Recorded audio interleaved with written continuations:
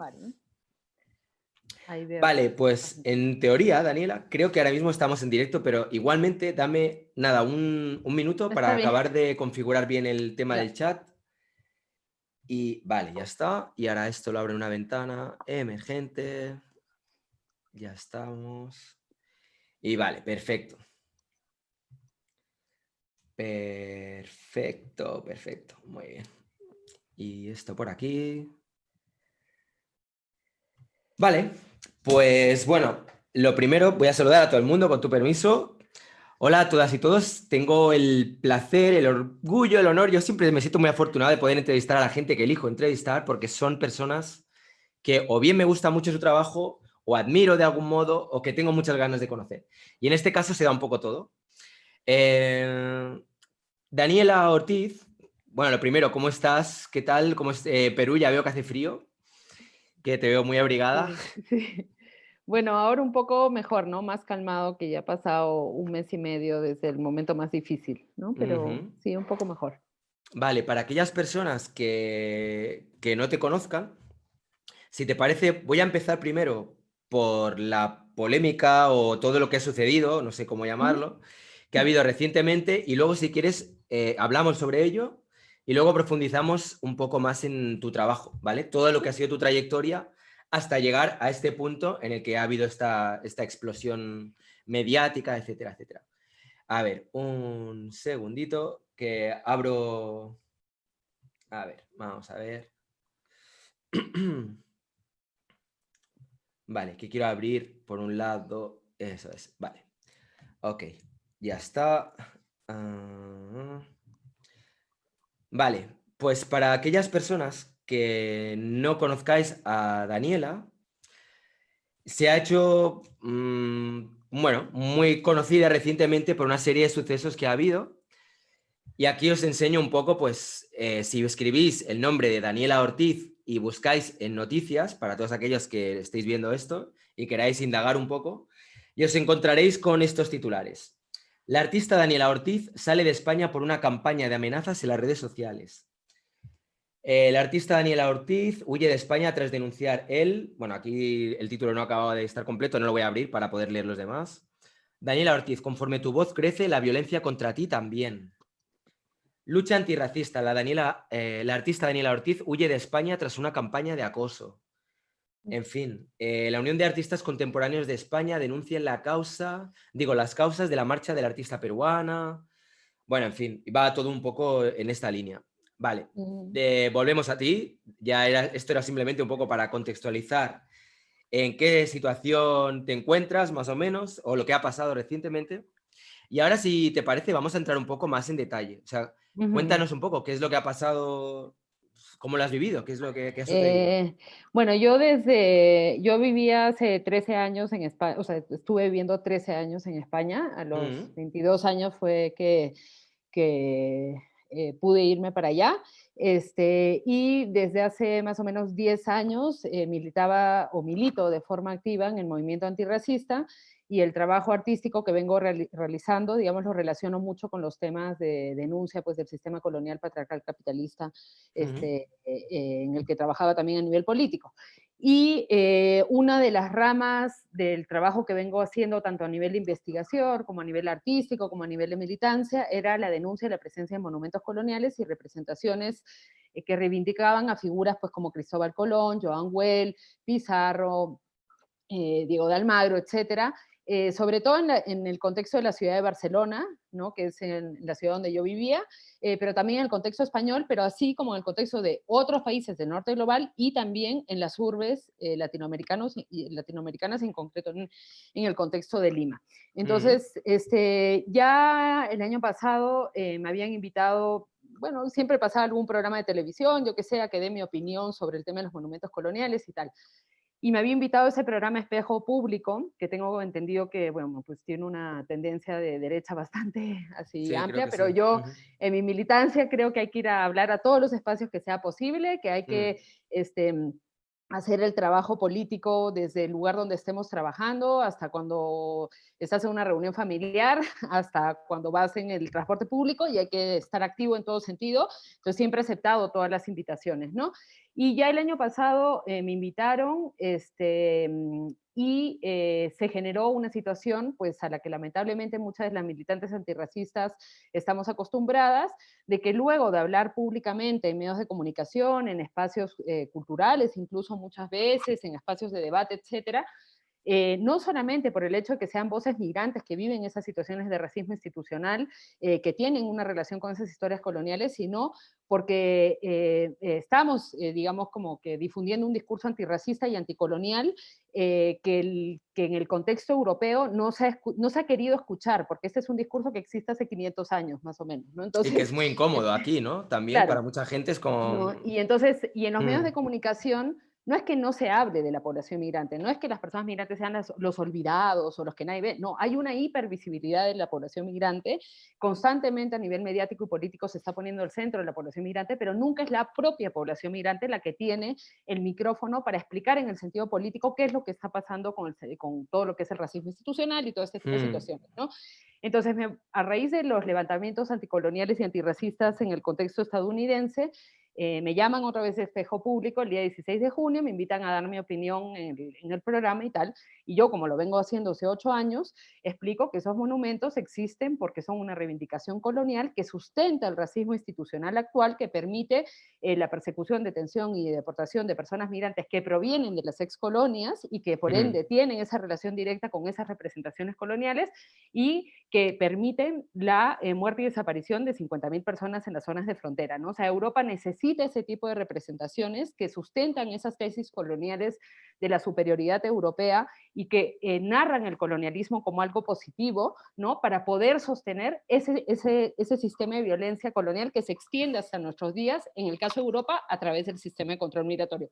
Básicamente eso es lo que yo expliqué, que lo vengo explicando hace un montón y que es por eso que es importante, no solamente que los monumentos coloniales sean ofensivos, sino Todo lo que hay que detrás, tienen un ¿no? rol político fundamental, ¿no? Y por eso Mm, se les defiende tanto, y por eso Vox, cuando convoca, convoca en Colón, no es que convoquen en Colón de manera casual. Y ahí es donde yo también apelo a la izquierda española, que a veces relativiza la cuestión de los monumentos, es decir, pero si su enemigo, que es la extrema derecha, tiene como digamos, uno de sus símbolos fundamentales, la reivindicación del colonialismo, ¿por qué se niegan a querer atacar esos símbolos? ¿Por qué le quieren disputar un símbolo tan nefasto como Colón o, ¿no? O como el Plus Ultra o como el mm, 1492 a la extrema derecha, ¿no? En vez de juntarse con el movimiento antirracista y atacarlos. Pero bueno, la mm. cosa es que expliqué más o menos esto que te estoy explicando y pues las reacciones ya no fueron del típico ataque que recibimos de, pues, o sea, vete a tu país, porque a mí, o sea, lo del vete a tu país, pues a mí me lo habrán dicho, no sé, tranquilamente más de 1000 veces a nivel de redes sociales. Mm, No solamente zorra, puta, guarra y todo el tipo de insultos machistas que también una puede recibir como mujer, sino que ya tomó otro carácter cuando recibí un correo electrónico, desde un correo electrónico creado específicamente para amenazarme, diciendo pues que mi rostro era muy conocido, que Barcelona es una ciudad muy pequeña y ya siendo una amenaza más explícita, de una manera, digamos, más planeada, ¿no? Entonces mm. ahí ya me alarmó un poco, lo hablé con mis compañeras y en esos mismos días un periodista me alerta de unos hilos en un grupo de extrema derecha. Como saben, Telegram está haciendo un gran espacio para la difusión y coordinación de los grupos de extrema derecha, ¿no? Y por eso es que ese tipo de ataques que se hacen por redes, por ejemplo, no es una cuestión de que se le ha ocurrido, no, son cosas estratégicas y planeadas, o sea, tienen como, digamos, una especie de ejércitos ciudadanos fascistas que vienen a atacar a las redes a ciertas figuras, ¿no? Entonces, lo que más me preocupó en las conversaciones que había era que hablaban, incitaban y hacían un llamamiento a que se me haga una denuncia por terrorismo, ¿vale? Entonces, yo quizás no me preocuparía tanto si es que en el contexto español no hubiesen antecedentes de criminalización policial hacia la disidencia política incentivadas por el fascismo. Entonces, yo no me Totalmente, sí, sí. preocuparía si no hubiese un caso Infancia Libre, si no hubiese un caso Pandora, si no hubiese el caso de Mm, Elena Maleno, no me preocuparía si no se hubiese visto que de manera sistemática, por ejemplo, con la cuestión del independentismo, las fuerzas policiales han jugado un rol fundamental en la criminalización política del independentismo catalán y de tantas otras disidencias, e incluso que ha tocado a los portavoces, por ejemplo, de los sindicatos de vendedores ambulantes migrantes, tanto de Barcelona como de Madrid, que ambos también han sido criminalizados, o la voz de Romy Arce también, ¿no? Entonces, tanto en el movimiento antirracista como en los otros movimientos de disidencia política de la izquierda, hay una genealogía cercana y ya ni Sí, siquiera una sí. genealogía, es una práctica sistemática de criminalización. Entonces, ante esa situación, pues ya obviamente me asusté, porque ya no es un fascista que venga a la puerta de tu casa, que es terrible, pero ya estamos hablando... Se le cortó. Ay, Se te ha cortado un perdón, segundo. sí, es que el internet... A ver, vamos a ver. A ver si vuelve. Daniela. Temas de la conexión, ya se sabe. Cosas del directo. A ver si tenemos a Daniela pronto de vuelta con nosotros. Bueno, mientras que viene, si queréis, lo que puedo hacer. A Ahora ver. estoy, ahora estoy. Ah, vale, Mira, perfecto. Ya está. sí, un Vale. segundito, es que tienen que entenderme que estoy bien lejos, ¿ya? No te Y preocupes, tranquila. Está todo estoy bien. en el campo y el internet es un poquito, No pasa nada. Con no funciona muy paciencia. bien. Tranquila. Sí, y bueno, voy a conectar con esto mejor, para que Vale. no se vuelva a cortar. Un segundito, ¿ya? Sí, Me sí, voy a tranquila. conectar con el internet de un celular.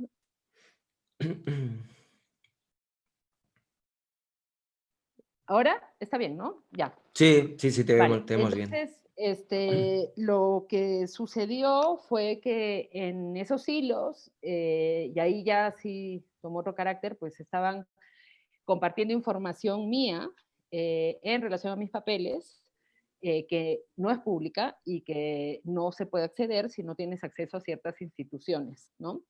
Entonces, sabiendo cómo funcionan todo ese tipo de redes institucionales, policiales y sus relaciones con la extrema derecha y tal, viéndome en una situación en donde pues yo soy madre soltera, mi vida cotidiana implica tener que cargar con mi hijo para todo lugar. De hecho, tú sí ves mucho el trabajo que vengo haciendo, las charlas, toda la Sí. actividad política en la que siempre estoy con mi hijo porque lo cuido yo misma.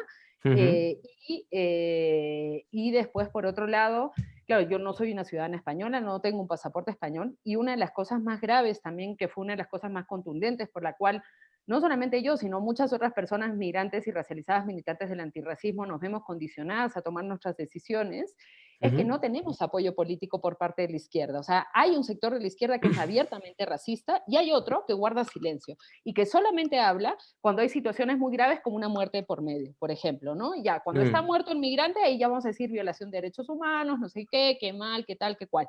Entonces, ante Mm. ese panorama político y ese panorama también logístico, por ejemplo, o sea, el movimiento antirracista no tiene pues logística de seguridad, logística económica, nos movemos en transporte público caminando. Entonces, ¿cómo yo iba a poder seguir sosteniendo mi vida con ese tipo de situación y con el nivel de estrés que genera después, por ejemplo, haber recibido, porque aparte de todo esto, recibía pues mensajes en el Twitter y en el Facebook, ya después cuando, por ejemplo, se ha hecho público, Mm. cosas como te vamos a empalar, te tendríamos que haber roto las piernas antes de que salieras, has tenido suerte de salir con vida. Entonces, hacer tu vida cotidiana con esa situación, más la Claro. situación de actividad legal institucional en la que estás, más todo eso, pues a mí me tomó, digamos, yo no se me hubiese ocurrido hace unos meses que iba a tener que decidir eso, pues tener que irme, ¿no? Y también lo otro que pesó mucho fue que por la pandemia no hay vuelos comerciales y yo no podía comprar un vuelo en cualquier momento para salir si la cosa se ponía más tensa, y yo he salido en el último vuelo organizado por la Embajada Peruana para hacer procesos de repatriación, ¿no? Al Wow. contrario, hay mucha gente que está diciendo que mi papá me ha alquilado un avión, y de hecho el pasaje fue cubierto por una organización de defensa de derechos humanos que me está dando protección y que también me cubre ciertos gastos, porque por ejemplo en ese momento yo no tenía ni siquiera dinero para comprar un pasaje, ¿no? Wow. Y a nivel institucional, o sea, pregunto, es que yo no sé muy bien cómo funciona, me parece súper heavy todo lo que estás contando, me parece muy fuerte. Mm. Eh, pregunto, a nivel institucional, ¿no hay nadie a quien puedas acudir en el caso de que tú te sientas amenazada y que en un momento dado puedan brindarte algún tipo de protección, que digas, oye, mira, claro. aquí tengo esto que me acaban de pasar, se están organizando por redes sociales, estoy siendo amenazada, tengo un Claro. hijo, en cualquier momento, o sea, voy por la calle y me puede pasar cualquier cosa. No hay Pero ningún bueno, tipo mira, de... mira lo que le está pasando al vicepresidente y a la ministra Sí, de sí, sí. Igualdad. O sea, si personas blancas, españolas, con cargos políticos tan fuertes, las propias instituciones y fuerzas del orden que militan en la derecha y en la extrema derecha, porque militan y utilizan las instituciones para, digamos, satisfacer sus procesos políticos, están actuando de esa forma, imagínate con nosotras. O sea, en el caso de la población migrante, la policía, o sea, tú fíjate que la policía es quien ejerce el racismo. Cuando tú vas a extranjería, gran parte de los trámites es policía. Es los que deciden que no te van a renovar el permiso de residencia. Son Claro. los que dicen que no cumples los requisitos. Son los que no dan las citas muchas veces. Es la propia policía, ¿no? Una parte es Mm, como, digamos, extranjería ya más funcionariado, pero una gran parte es policía. Es la misma policía que hace redadas racistas. Es la misma policía que custodia los centros de internamiento de extranjeros. Es la misma policía que asesina a personas migrantes como en el Tarajal, al frente de cámaras de seguridad, en donde está grabado y que con total impunidad han matado a gente ahí. Es la misma policía que hace los procesos de deportación. Entonces, mm, ¿cómo una va a apelar a quien también es, o sea, por ejemplo, había un Twitter de un policía que es portavoz de un sindicato, fue ujú. portavoz de un sindicato policial, que ya tiene 3 causas legales por temas de difamación a nivel de redes, que ha sido parte de Vox, etcétera. Él estaba, por ejemplo, difundiendo cosas en relación a mí, ¿no? Y varias de las Wow. cosas que también, porque otra de la parte de la campaña, digamos, que vino en relación a esto, es que la primera vez que yo leí que estaban hablando de que yo era una oligarca millonaria y que mi padre era un abogado millonario del IME, no sé qué, fue en esos chats. Y todo ese discurso que luego, lamentablemente, la izquierda racista, para sustentar su odio contra la militancia antirracista, ha hecho suyo de decir es que eres una criolla oligarca, eres una pija, eres una su familia, no sé qué, y era toda una ingeniería de fake news, pero brutal, o sea, habían Mm, montado perfectamente cierta información que es real, porque yo en verdad en el contexto peruano tengo una situación de privilegio porque soy blanco mestiza, mis padres no tienen una situación de pobreza, pero no, mi familia no es ni oligarca ni millonaria, ¿no? Entonces, mm, porque bueno, pues si no, yo no hubiese estado tampoco en las condiciones económicas que he tenido ahí. Mis ujú. hermanos, por ejemplo, no tienen ni empresas, ni propiedades, ni siquiera tienen coche, ninguno de los tres tenemos coche, pero eso comparado con la situación de pobreza y extrema pobreza que se vive en mi país, obviamente que somos unos privilegiados, pero la forma en la que se utilizó, digamos, como que por ejemplo, el tema de mi apellido, ¿no? O sea, o ese tipo de cosas, Ujú. venía por un lado desde la extrema derecha. Yo hay muchas entrevistas donde está mi apellido Ortiz de Ceballos, en otro sitio pone Daniela Talía Ortiz de Ceballos Pastor, si quieren que ponga todo mi nombre, digamos, venía todo eso de ese contexto, ¿no? Esa lectura, ¿por qué? Porque la extrema derecha no es cojuda y sabe que la gente de izquierda racista que esté en contra de la militancia antirracista no va a coger un discurso que diga sudaca de mierda, vete a tu país, porque está políticamente mal visto, a pesar de que lo creen y lo piensan muchas veces. Pero sí les va a Ujú. coger fácilmente cualquier excusa para deslegitimar mi actividad política y mi denuncia, ¿no? Como decir es un oligarca, millonaria, su padre es abogado, no sé qué. Y una cosa que también para mí ha sido muy difícil, como que me decían, bueno, desmientes, que yo no quiero exponer más a mi familia. Es eso, Ya. o sea, ¿qué querían? Que saque el nombre de mi hermano, que saque el nombre de mi hermana, que saque dónde viven y todo ese tipo de cosas. ¿Para qué? Para que los acosen más a ellos, no, o sea, Sí, sí, te entiendo. Wow. Madre mía, la verdad es que pero te has bueno. debido de sentir súper frágil, ¿no? Como muy vulnerable también en toda esta Bueno, situación. me pasé 2 semanas sin dormir, más o menos, antes de tomar la decisión de irme. Wow. Sí, sí. Y sí, pero creo que en perspectiva con lo que viven otras compañeras y compañeros es bastante, o sea, yo tenía una salida, ¿vale? Yo podía tomar la decisión de irme. Mm, Hay muchas compañeras y compañeros que no lo pueden hacer, ¿no? Y que se han visto en situaciones muchísimo más graves. Y mismo te digo, o sea, por ejemplo, yo una cosa que creo, ¿no? O sea, la gente que cruza la frontera y que la asesinan por desobedecer ese orden racista colonial que pone una frontera que te impide cruzar, eso es un mm, acto político. Y esa es la punta de lanza del antirracismo. Los compañeros que están en los CIES, que están detenidos por haber desobedecido la ley de extranjería estando en el territorio sin un permiso de residencia, Mm, es un acto político, ¿no? Y el castigo es ejemplar. O sea, por ejemplo, lo que hizo Trump con los niños y que también lo hace Europa, ¿no? Eso es una declaración de guerra, de decir, si tú desobedeces este orden racista colonial que no te permite intentar hacer un proceso migratorio, no solamente te puedo matar en el desierto o en el Mediterráneo, sino te voy a quitar a tus hijos si logras cruzar. Si logras sobrevivir, te voy a arrancar a tus hijos. Te voy a dejar sin sí, sí. papeles y te voy a explotar, te voy a quemar tu campamento en Lepe. Entonces, en realidad lo mío, comparado pues con lo que vive otra gente, es mínimo, ¿no? Y tenía una salida, Ya. pero no por eso yo me iba a quedar callada ni iba a dejar de explicar lo que está sucediendo, ¿no? Wow. Nada, ¿y cómo estás ahora? Supongo que mejor, ¿no? ¿O qué? ¿Cómo te sientes? Sí, no mucho, mucho. O sea, hay ¿Más una parte tranquila que es, o...? claro, una de las razones también por las que yo decidí salir es que la otra opción era quedarme, pero digamos, callarme, bajar el tono, cerrar mucho de, digamos, de mi trabajo a nivel público y tal.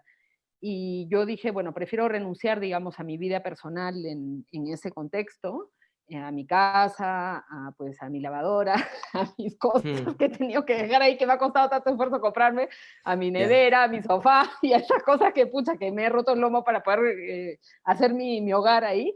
Claro. Este, si bien como que eso ha sido una renuncia personal, pero yo una cosa a la que no quería renunciar era mi militancia política. Entonces, el hecho de salir a mí me permite poder continuar haciendo mi trabajo, ¿no? De otra forma, de otra manera, desde otro lugar, me permite también continuar haciendo el trabajo acá, que yo ya antes también había hecho algunas cosas en relación al tema del racismo en el contexto peruano, del tema de las mineras también, por ejemplo, yo qué sé, ¿no?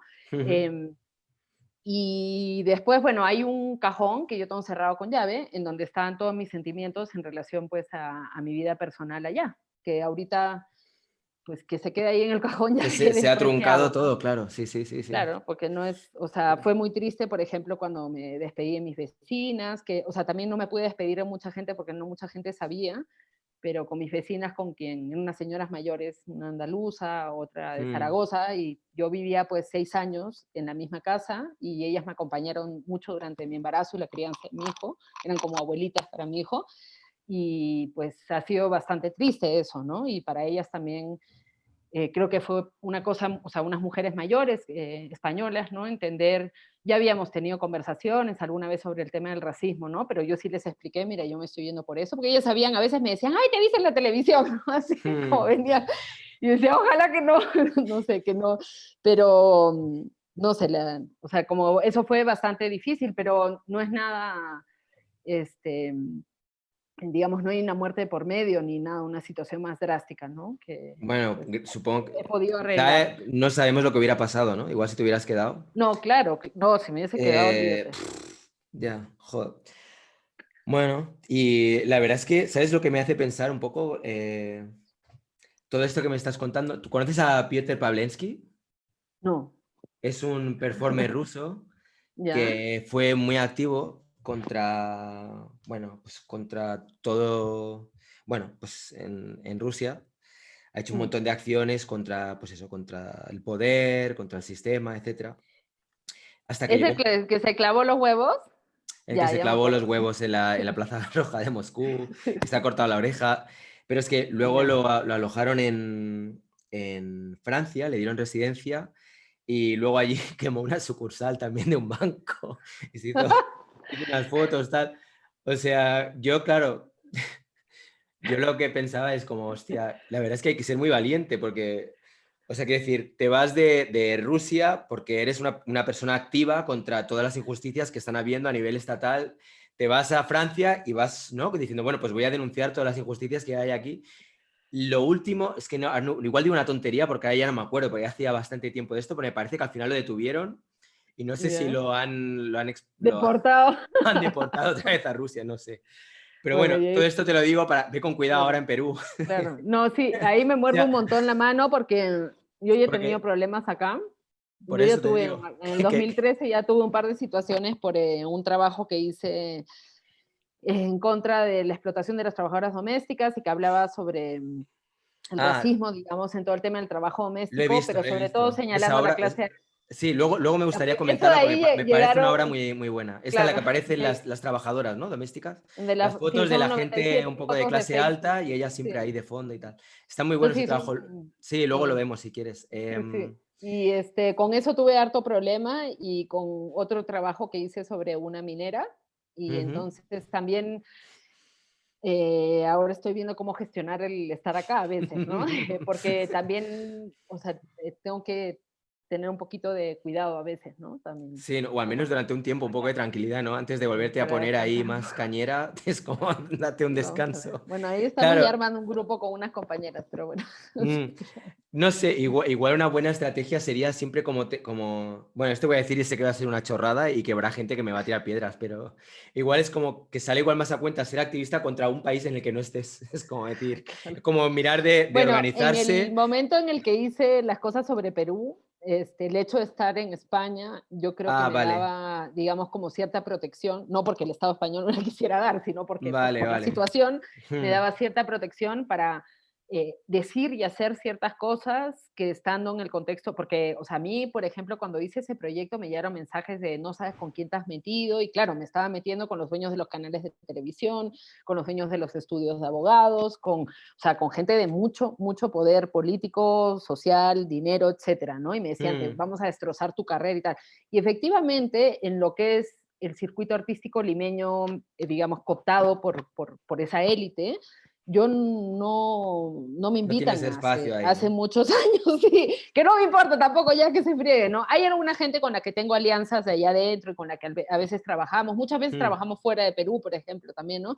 Pero después tengo algunos compañeros en Arequipa y sí, pero con los que sí he expuesto. De hecho, las últimas veces que he expuesto en Perú ha sido en Arequipa con el artista Milko Torres, que ha organizado varias cosas y que me ha invitado, pero ujú. de Lima ya no. Complicado, ¿eh? Sí, sí, tampoco es que me muera de ganas de trabajar con mucha de esa gente. Hay alguna gente que le tengo mucha aprecio, pero digamos, de esa élite limeña, criolla, que maneja ese mundo del arte de esas maneras y con esas lógicas, la verdad es que no, Igual de es momento. ahora un buen momento para seguir metiendo caña contra todo lo que está pasando en España desde allí, Claro, ¿no? Así, bueno, no sé, igual es una buena idea a nivel estratégico, digo, porque claro, tienes que por un claro. lado mantenerte fiel a tus convicciones, a lo que es tu trabajo, pero por otro lado, claro, es que tienes una responsabilidad. Cuando tienes un hijo por medio, lo digo por mí también, ¿eh? O sea, Sí, o sea, quieras que no, vale, uno puede ser muy valiente y tal, pero siempre quieras que no tienes un poco de miedo, ¿no? De decir, no, ostras, y también, bueno, tienes un compromiso político con tu hijo también, ¿no? claro. Hay todo un discurso muy crítico, por ejemplo, en cuanto al abandono paternal de muchos guerrilleros de los años 60, 70 en el contexto latinoamericano, ¿no? Y de que mucha gente, digamos, que levantaba el puño por un lado, pues mandaba a la madre a la cocina y a que no pueda ni siquiera tener actividad y vida política y reproducía lógicas de explotación de las mamás, ¿no? Y yo Mm, creo que ahí como dentro de una perspectiva también como antipatriarcal y antirracista y anticapitalista, para mí también es muy importante ver la manera de continuar con la militancia sin tener que faltar, o sea, yo vengo pues criando hace 3 años a mi hijo sola, mm, eh, y yo no he faltado a mi militancia, ni he faltado a su crianza, y menos, y porque lo he visto y lo he visto muy cercano, de hombres utilizar la excusa de su militancia y ponerlo como algo superior y sagrado, y yo estoy haciendo esto por la humanidad, como argumento para ejercer abandono paternal o irresponsabilidad paternal, ¿no? Y mm. eso es una mierda. Y Sí, entonces, sí. porque eso, la Bueno, militancia política sí, es sí. en la casa, es en la cama, es en el trabajo, es en todo lado, ¿no? Claro, Y sí. para mí es también importante en el sentido de, yo no tengo por qué someter a mi hijo también a vivir situaciones De extremas, peligro ¿no? o extrema. Sí, O sí, sea, sí. y siempre una puede encontrar las maneras hasta cierto punto, ¿no? Porque también, o sea, esta gente no tiene límites también, o sea, la extrema derecha no tiene, ahorita está un poco contenida, pero sabemos que en distintos ciclos han salido a matar y lo han hecho, o sea, y lo hacen con la población migrante, por ejemplo, o sea, lo hacen abiertamente con la población migrante, ¿no? Entonces, Mm, hay ciclos y momentos en donde tú puedes ir como lidiando, pero hay momentos en donde, bueno, pues en España se sabe perfectamente porque los ha matado ustedes mismos, pues, ¿no? O sea, sí, sí. eh, y que Sí. cuando tienen la oportunidad de hacerlo, salen y lo hacen, porque esa es su ideología, ¿no? O sea, su Mm, lógica con la izquierda su lógica con la población migrante, su lógica con la lucha anticolonial, su lógica con la disidencia política, es de la muerte, es de dar muerte al enemigo, esa es su Sí, sí, forma. totalmente. ¿Tú te planteaste en algún momento cuando saliste en este programa de televisión que la cosa se iba a poner tan complicada? ¿O luego te has encontrado con la Pucha, sorpresa y... yo a veces, creo que por un lado estaba tan emocionada de ver el alzamiento anticolonial que estaba viendo en Estados Unidos, que era como, no, o sea, porque como he trabajado tanto señalando los monumentos anticoloniales y todo este tema, pues ver un momento colectivo de eso realmente era, uff, wow, o Algo que sea, te tocaba mucho ahí también, está ¿no? el trabajo que hemos venido haciendo muchos militantes antirracistas hace muchos años, ¿no? En señalar Mm, esos monumentos, porque es un trabajo pues muy extenso, ¿no? Y ahí está también la continuidad de otras cosas. O sea, por ejemplo, en el 92 en Chiapas tiraron el monumento a Diego de Mazaraniego, justo antes del alzamiento zapatista. En el 2004 tiran el monumento a Colón en Caracas. O sea, hay distintos momentos de eso y pues ver que eso estaba continuando y más de la mano de la población afrodescendiente y de la mano de la población migrante y de la mano de la población indígena en el contexto estadounidense, y aparte que había una unión así de alianza, digamos, entre las distintas comunidades racializadas, era brutal. Entonces yo creo que yo no fui muy este, consciente en el sentido de las consecuencias que podía traer. Lo que sí era consciente es que a mí también me parece muy importante entrar a ese tipo de medios de comunicación porque, por ejemplo, bueno, primero las personas migrantes y racializadas no tenemos nuestros espacios de programas televisivos, ni mucho menos a las justas nos invitan, y después porque mucha gente trabajadora migrante está sometida a ver, yo qué sé, trabajadoras domésticas que tienen que ver esos programas porque sus jefes los ven, mm, y quien está trabajando en la construcción y se va al bar un momento, ¿no? Es la televisión que también, porque para mí también es un altavoz ujú. para hacer un llamamiento a la población migrante más amplio, ¿no? O sea, ya Claro. hay una organización del movimiento antirracista, pero el usar esos medios de comunicación para llamar a eso, ¿no? Y creo que también por eso es la reacción, ¿no? Porque no consideran muy riesgoso que personas migrantes con discursos antirracistas estemos utilizando los altavoces mediáticos. Y también por eso, cuando estaba hablando, Lucía Echevarría, que estaba de comentarista, Sí, sí. directamente te gritan, ¿no? O sea, ni siquiera te permiten hablar, sino te gritan directamente, ¿no? Es que ese tipo de programas, yo no tengo tele, pero cuando me he puesto a ver, bueno, pues eso, a indagar un poco más de todo lo que había pasado, he visto el trozo del programa, unos 3 minutos más o menos. La gente Sí, que pero nos eso esté viendo pueden buscarlo ahí, Espejo es Público, en mi La YouTube, Ortiz. sí, no, ¿El qué, sí. perdona? Es de mi YouTube, Ah, en el tu YouTube, cachito. vale, Sí. perfecto. Ujú. Luego, si quieres, en la descripción pongo el enlace también para que puedan ver también Sí. tus trabajos y eso. Mm. Pero en este tipo de programas me parece que la tónica es bastante así, ¿no? Es como... La idea es inocular, o sea, el objetivo es inocular una idea y el invitado es como una especie de pretexto para que parezca como que se da voz a las opiniones disidentes, pero en realidad es como, yo lo que vi es que a ti no te dejaron prácticamente hablar No, no, y todo el rato era como un cacareo ahí, claro. bueno, no sé, y cuando... Pero también la importancia de que Mm, yo, por ejemplo, cuando Lucía Echevarría trata de hablar de la cultura, no sé qué, dijo ahí que no podía ni pronunciar, le digo Tiahuanaco, y la corrijo en vivo, ¿no? O sea, la importancia de que haya esa disputa y que se vea esa disputa, ¿no? De ese espacio de palabra por mm, parte de gente migrante, por parte de gente antirracista, también creo que es súper importante, ¿no? O sea, de que no se normalice, de que esa gente nos puede gritar, nos puede insultar, nos puede difamar, etcétera, ¿no? Pero sí son espacios de comunicación nefastos, pues, ¿no? O sea, a ver, yo cuando vi, por mm, ejemplo, lo que le hicieron Infancia Libre, que era este grupo de madres que vienen denunciando el tema de las quitas de custodia por haber denunciado pederastia, cómo las instituciones encubren a los pederastas, que aparte es una línea de mi trabajo, también yo desde hace unos años vengo trabajando también en denunciar mucho las quitas de custodia por motivos racistas, clasistas y machistas, y con Infancia Libre, bueno, eso fue un montaje policial, por un lado, ujú, eh, y hubo una colaboración, por ejemplo, de Espejo Público, crucial en construir esa imagen de las malas madres que se robaron a sus hijos, que los tenían en malas condiciones, que la policía, que luego todos los niños han vuelto todos con sus madres. digamos, han pasado por procesos judiciales en donde han demostrado que eso era un montaje policial, que la información era falsa, que estaba tergiversado, pero ahí los medios jugaron un rol crucial en construir ese imaginario de la madre que sabía y del pobre padre acusado de pederasta, que nunca los investigan, aparte, ¿no? Entonces, esa es la forma, o sea, si tienen la capacidad de actuar así contra un grupo de madres y apoyar a que les arranquen a sus hijos durante 2 años, ¿vale? El nivel de trauma y violencia que supone, y tener un posicionamiento explícito como medios de comunicación para apoyar eso, o como los asesinatos del Tarajal. El discurso que hay en esos medios de comunicación es de apoyo a los asesinatos, ¿no? Entonces, obviamente, como me decía una compañera, pues tú eres una cucaracha, pues, ¿me entiendes? Van a venir, te van a pisar porque, o sea, porque porque no hay a dónde apelar ahí a nivel ideológico, ni político, ni a nivel ético, ni nada, ¿no? Bueno, a mí me parece que has tomado una postura muy valiente también. Simplemente, pues eso, exponiendo tu postura y denunciando lo que te parece completamente injusto. O sea, ya sé que no vale de nada, pero desde aquí me apoyo. Bueno, hay que apoyar, vayan a apoyar al movimiento antirracista que está ahí. Ahí hay que ir a apoyar, carajo. Hay un montón de cosas Pues para sí. hacer, ¿ah?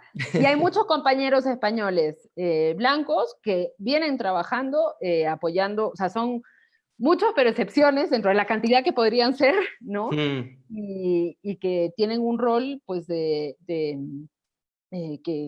ha servido, digamos, de apoyo a que ciertas cosas se puedan realizar, ¿no? O sea, hay gente pues que hace una parte del trabajo que aparte, incluso a veces a nivel estratégico es mejor que lo haga un español, ¿no? O sea, hay ciertas cosas que como personas migrantes no vale la pena que te arriesgues a hacer cuando puede haber una persona con un pasaporte español en el bolsillo que lo haga, ¿no? Entonces ahí, por ejemplo, un debate que se tiene mucho es lo del tema de las alianzas, ¿no? O sea, de cómo construir alianzas para que sea, digamos, provechoso en los caminos de lucha anticapitalista, antipatriarcal y anticolonial, ¿no? Pero el problema que nos encontramos muchas veces es que lamentablemente dentro de la izquierda, pues, o hay un posicionamiento racista o hay una estrategia del silencio en relación a este tema, ¿no? Sí, lo que comentabas antes, ¿no? Un poco. Respecto al tema de las esculturas, es un tema que, bueno, cada vez, mira, este vídeo yo sé que ya está desmonetizado seguro, pero es que ya le iba con la idea, o sea que podemos hablar con total libertad, porque total, yo de esto no voy a ver ni... Normalmente veo 1 euro y medio, 2 euros, pero este ni eso, pero es que me da igual, pues que me apetecía mucho entrevistarte y también creo que hay un debate que es muy interesante, de hecho alguna vez lo he tocado antes, y es con el tema de justamente de lo que hablas, ¿no? Del tema de las esculturas.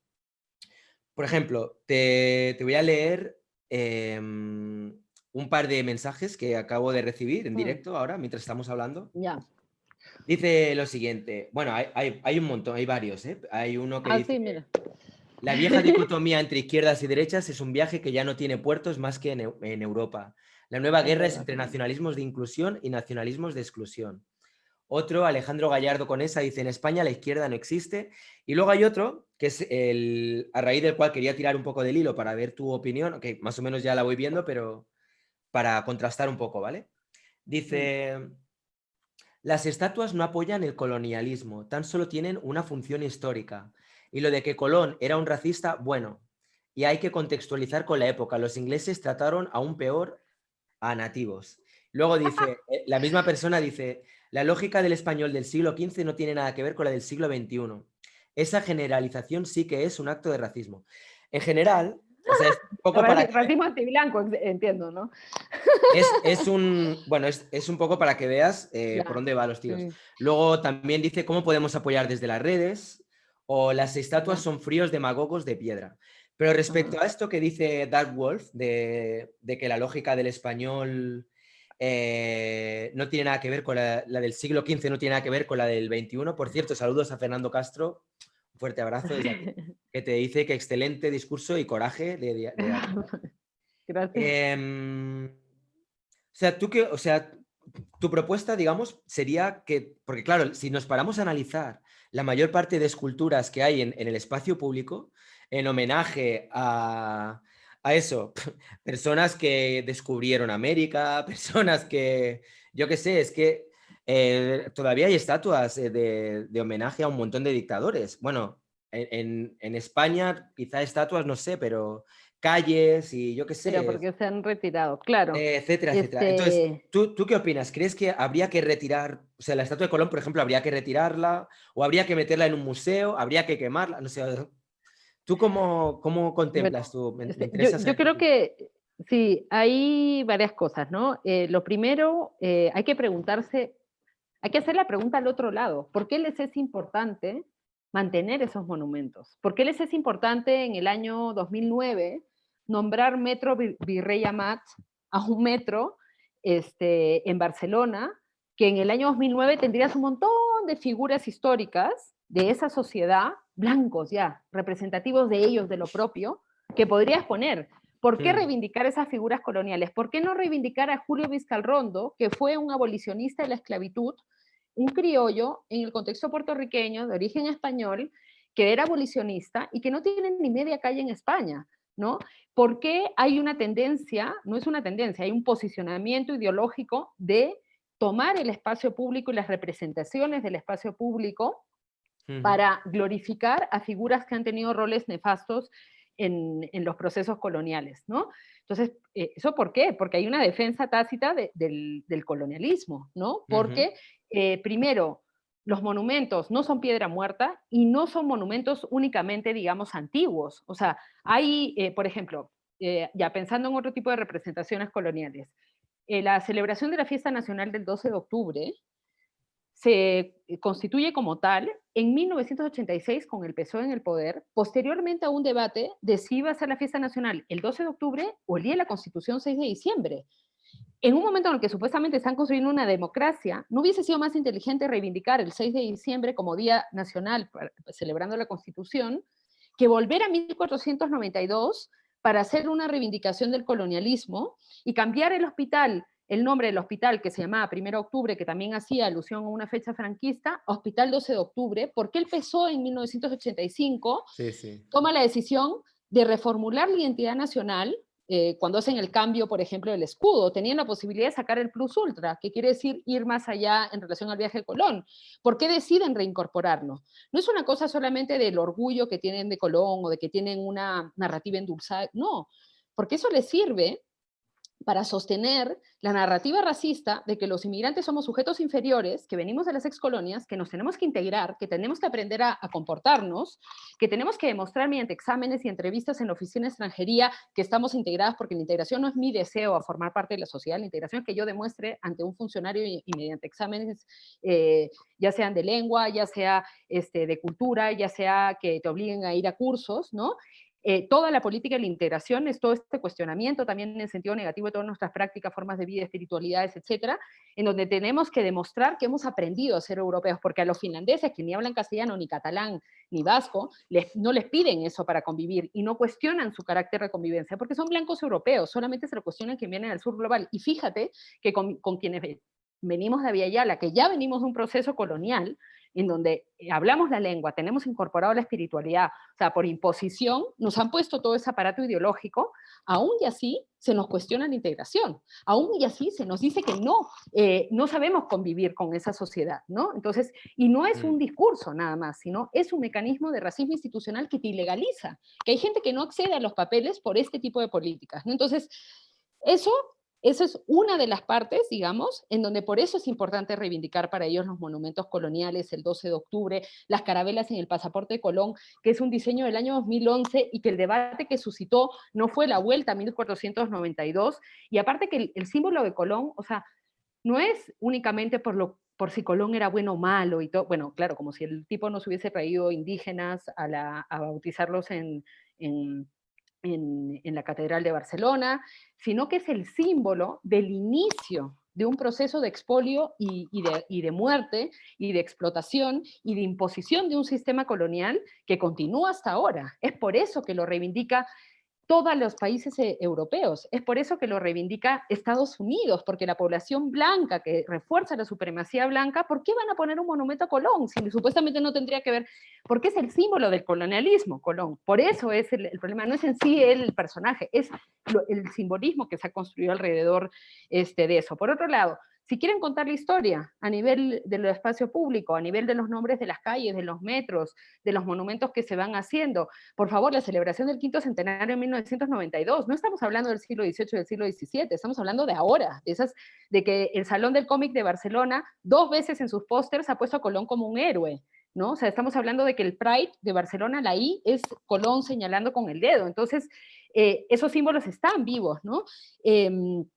¿Para qué? ¿De qué les sirve reivindicar todo ese tipo de figuras, ¿no? Si no es que quieren reforzar el orden colonial que funciona, o sea, reivindicar a figuras como Joan Güell, por favor, que hizo su fortuna no solamente a través de la explotación de mano de obra esclavizada, también de la explotación de la mano de obra blanca, que en el año 1936 los anarquistas tiraron los monumentos de Prim, de Güell y de López y López, porque ese mismo Florentino Pérez, como decía la Lolita Chávez en una entrevista, que viene y destroza Centroamérica, que viene e implanta todo un régimen de muerte y de violencia, es el mismo que explota sin matar, pero con explotar a la clase trabajadora blanca. Entonces ahí también yo es donde digo, chuta, o sea, ¿cómo no vamos a hacer alianzas si es el mismo enemigo? ¿No? ¿Cómo puede ser? ¿Por qué no quieren hacer alianza? No, no sé, pero bueno. Pero la pregunta sería, ¿qué hacer? O sea, tú qué... ¿Qué hacer? Sí, porque al final me has explicado... A tumbar, o sea, a tumbar. sí, O sea, a ver, eso no es una cosa que decides tú de forma individual, ni yo decido de forma individual, ¿no? Pero yo pues respondiendo a los procesos colectivos anticoloniales que han habido históricos, no solamente ahora, sino como te decía, por ejemplo, en el 92 en Chiapas, en el 2004 en Caracas, e incluso pensando en el 36 en Barcelona con esos monumentos, en esa genealogía y en el momento de levantamientos antirracistas ahora que tienen como foco las comisarías, las tiendas de lujo y los monumentos coloniales, pues a mí, lógica, a mí me encantaría, si no estuviese aterrada por las consecuencias que puede conllevar, ir a tumbar esos monumentos coloniales españoles, o sea, de todas maneras. Y aparte creo que el acto político de tumbarlo crea un imaginario histórico también, ¿no? Crea una cosa, cuando el Ayuntamiento de Barcelona retira el monumento a López y lo guarda en un museo, y lo retira con cascos y todo forrado y lo pone, ahí tú no estás, digamos, arrancando ese símbolo y su contenido, ¿no? Ahí tú estás resituando y poniendo bajo resguardo institucional para ver si en algún otro momento se saca, como ha pasado con el Monumento Colón de Argentina, por ejemplo, ¿no? Que lo sacaron del frente de la Casa Rosada, ponen el de Juana Zurduy, lo ponen en un depósito, entra Macri, saca el de Juana Zurduy y pone el de Colón en otra zona, ¿no? Entonces, esconde el de Zurduy y vuelve a poner. ¿Pero por qué? Porque no ha habido el proceso político colectivo de derrocamiento de ese monumento, ¿no? ¿Quieres que te lea algún mensaje que voy recibiendo? Sí. Dice... Roger Rodríguez dice, las complejas redes de mediaciones, las prácticas artísticas deben establecer comprensiones de lo político y traducirlo a la vida cotidiana. Almoraina Martín Cornejo, yo soy española, gaditana en concreto, blanca y de clase media, y mi padre en concreto es nacido en Extremadura, en la ciudad de Trujillo. Vale. Donde nació Pizarro, ¿no es ahí? No sé. A ver. Vaya a recoger el monumento a Pizarro que está en Lima. A ver, ese también, por ejemplo, lo movieron de lugar, que también es o sea, que también algo parecido, ¿no? Sí, Santiago sí. Muñoz dice, las estatuas de dictadores y colonialistas deben quedar para que recordemos que muchos los sostuvieron y se beneficiaron con ellos. O sea, es decir, creo que hay a ver, yo no creo necesitas a un indígena arrodillado ante un cura reproduciendo esa postura de sumisión y de como esa pieza violencia. tuya, que me muy buena, por cierto. Pongan un monumento a Tupac Amaru. No tienen nada en relación a Tupac Amaru, a Micaela Bastidas. A Fernando, justo estos días que hice una pequeña pieza sobre Fernando Tupac Amaru, que es el único descendiente de los Tupac Amaru que dejaron vivo y que murió en Lavapiés. Y no hay nada de memoria histórica en relación a Fernandito Tupac Amaru. Absolutamente nada. No se sabe. Se sabe que el Estado español o las autoridades españolas tienen que saber dónde están sus huesos porque él estaba, digamos, custodiado y era una figura importante a nivel política. Y hay un reclamo desde Perú y en concreto desde Cusco a que vuelvan esos restos acá porque como en la sentencia de muerte Túpac Amaru y de Micaela Bastidas se determinó que había que desaparecer los cuerpos, o sea, no solamente los desmiembran los cuerpos, sino que los desaparecen, ¿no? Que también es como un acto político bien importante para que no hayan lugares simbólicos de peregrinación anticolonial. Y fue como la muerte de Túpac Amaru, o sea, sacaron a todo el Cusco a que la viera porque fue digamos, un castigo ejemplarizante, ¿no? Entonces, vale, hablemos de la historia colonial, pero hablemos a Para, través de Fernando Túpac Amaru. para todas aquellas personas que nos estén viendo ahora y se estén preguntando quién narices es Túpac Amaru, puedes hacer así un No, breve, una mini cápsula para toda aquella gente que... Es que te aseguro que me juego lo que quieras a que el 80% de la gente que está viendo esto no sabe quién es Túpac Amaru. o no saben quién es Atahualpa, por ejemplo. ¿Cómo no van a saber quién es Huampoma de Ayala? O sea, son figuras que han tenido... Por eso ese es el problema, que ya quieres narrar historia en tus libros del colegio, en tus clases universitarias, en tus monumentos coloniales, en lo que quieras, pero la historia que están narrando es la historia que defiende el colonialismo y la historia que, digamos, reivindica a ese tipo de figuras. No es la historia ni siquiera de las resistencias, no tienen ni idea de lo que fue el cuarto del rescate y de lo que pasó después del cuarto del rescate, ¿no? Entonces, para mí a veces es espeluznante, ¿no? Como de ver incluso también ese nivel de desconocimiento de su propia historia, porque la sentencia de muerte de Túpac Amaru está en el archivo de Indias, no está acá, está Ya, allá, pero porque la pues, sentencia es una mira, sentencia española. tú, si tú ves algunos programas de estos que hay de YouTube donde sale gente entrevistando a los jóvenes de la calle, rollo preguntas así un poco básicas, ¿eh? Básicas de, yo qué sé, ¿qué es una democracia? ¿Qué es para ti una democracia? ¿Qué es para ti el capitalismo? ¿Por qué votas a quién votas? O cosas de ese estilo, la conciencia política e histórica que hay, yo no sé cómo será en otros países, en España, en general, o sea, en términos generales, como decía Fernando Castro, pues si nos está viendo, hay mucho troncho. Es Claro. como que Bueno, falta quizás bastante. por ejemplo, en Cusco, para mí es bien interesante ver que a nivel cotidiano, y bueno, no solamente hay monumentos, por ejemplo, en la Plaza de Armas de Cusco hay una placa que la pusieron el 12 de octubre de 1992, cuando estaban celebrando el quinto centenario en España, en conmemoración de todos los asesinados y de todos los desaparecidos durante el periodo colonial, ¿no? Y es una placa absolutamente reivindicativa. Las calles de Cusco casi todas son en quechua. Los monumentos pues son eso, a figuras de la historia del incanato o a figuras de la resistencia anticolonial. Hay muy pocas, que es muy diferente a Lima, ¿no? Lima sí tiene monumento a Colón, con una mujer indígena arrodillada ante Colón, porque es el enclave criollo, ¿no?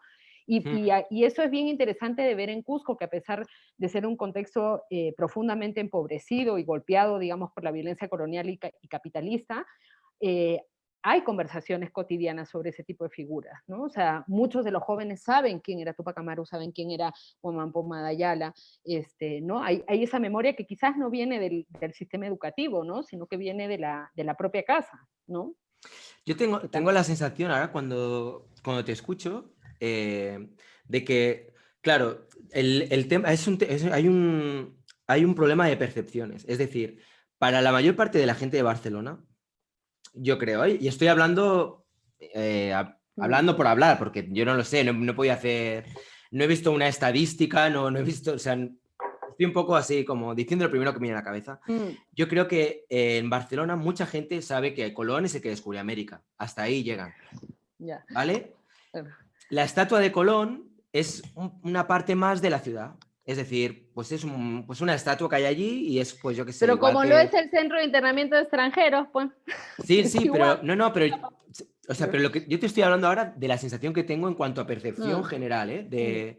Y hay un montón de monumentos y de esculturas y tal que forman parte un poco como del paisaje urbano. Entonces, tú a la gente les dices, es como... O sea, no hay una conciencia de todo el trasfondo político que puede haber detrás de esa escultura. O sea, cuando tú hablas, tú percibo como que tú, claro, tú conoces bien la historia y además, yo qué sé, tienes el feedback de que vienes de Perú, has visto en qué se ha traducido el colonialismo español en Latinoamérica, etcétera, etcétera, y tienes una vivencia en primera persona.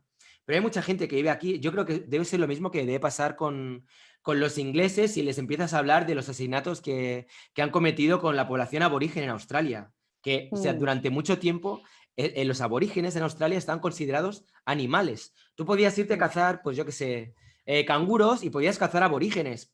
Y podías volver con los aborígenes así agarrados del pie como quien ha cazado un animal, ¿sabes? Y Claro, tampoco defiendo la caza de animales, pero ¿sabes a lo que quiero decir? O sea, claro. entonces creo que en España Pero ahí sucede hay un poco también eso, que hay mucho desconocimiento. bueno, Entonces, pero la carta de la ignorancia, ya que vale, sí, sí, te entiendo, o pero sea, eso es un poquito delicado porque hay un conocimiento activo, hay una defensa de esos símbolos. O sea, como te decía al principio, o sea, Vox no convoca en sus manifestaciones en Colón de casualidades, porque tiene todo un simbolismo. Y los fachas de Twitter no me atacan así porque tienen un desconocimiento, es que tienen un posicionamiento político. Yo creo que a veces al racista la carta de la ignorancia le ha servido mucho para generar impunidad. El racismo no es un problema y de hecho ahí hay, por ejemplo, una articulación bien interesante de clasismo dentro del propio contexto español, en donde la izquierda clase media universitaria sitúa el problema del racismo únicamente en un problema en los barrios de clase baja y de la clase trabajadora española, y como un problema de falta de educación y de ignorancia, ¿no? Entonces ahí hacen una doble operación. Por un lado, minimizar lo que se considera racismo solamente a lo que es el racismo social. Por otro lado, situarlo solamente en la clase baja, es decir, hay una operación clasista ahí. Y generar impunidad, ¿para qué? Para todo el mecanismo de racismo institucional y político que está en manos de quién? De la clase media y de la clase alta.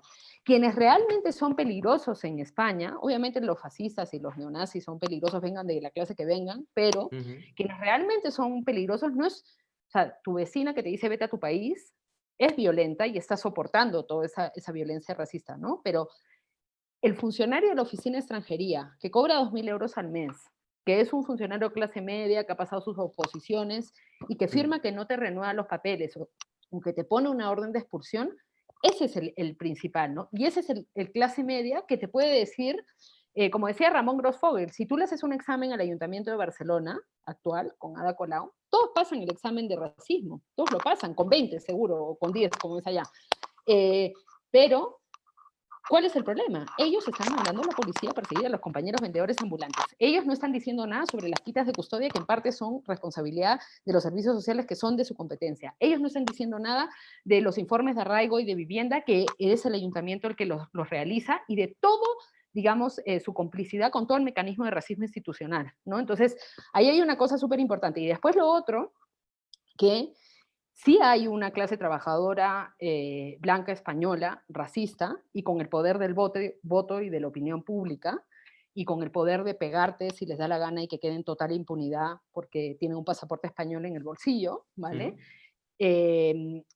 Pero no es un problema de ignorancia, no es un problema de desconocimiento, es un problema de ideología, es un problema de que han aprendido en el colegio unas cosas, que han aprendido en los medios de comunicación unas cosas, que toman una posición. Ellos cuando a mí me atacan me podrían escuchar, como me estás escuchando tú, por ejemplo, pero toman la decisión de no escuchar, porque están defendiendo un sistema que, a comparación de la clase trabajadora migrante y a comparación de la población del sur global, les da un privilegio, ¿no? O sea, por ejemplo, un trabajador español, si pierde el trabajo, no está en riesgo de ser deportado como un trabajador migrante. Un trabajador migrante, si pierde el trabajo y no tiene el contrato para la renovación, lo pueden expulsar, ¿no? Y así un sinfín, pues, de diferencias entre esas propias clases trabajadoras, ¿no? Entonces, y después también creo que hay una normalización, o sea, el riesgo de los monumentos, de los libros de historia de la escuela, de los libros para niños con carácter racista y que endulzan el colonialismo como si hubiese sido el encuentro de dos mundos, invisibilizando toda la violencia que se ha ejercido, normalizan eso. Es como cuando dicen, nosotros acogemos inmigrantes. O sea, ¿qué acogen inmigrantes? Vienen persiguiendo, deteniendo y deportando inmigrantes y asesinando en las fronteras. España ni Europa no acoge a nadie, pero han instalado el imaginario del acogimiento y que creen que porque tú has luchado para estar allá adentro te están acogiendo, por favor. O sea, Hay un comentario de alguien que ha dicho respecto a lo de Virrey Amat, dice, esa parada de metro Virrey Amat corresponde al nombre de su barrio. Y creo que va un poco en la línea de lo que comentaba antes también, ¿no? Quiero decir, que igual, o sea, cuando han puesto en la parada de metro Virrey Amat, no se han parado a pensar, ¿sabes? En qué hay detrás Yo de creo que Virrey al Amat, contrario etcétera, etcétera. sí.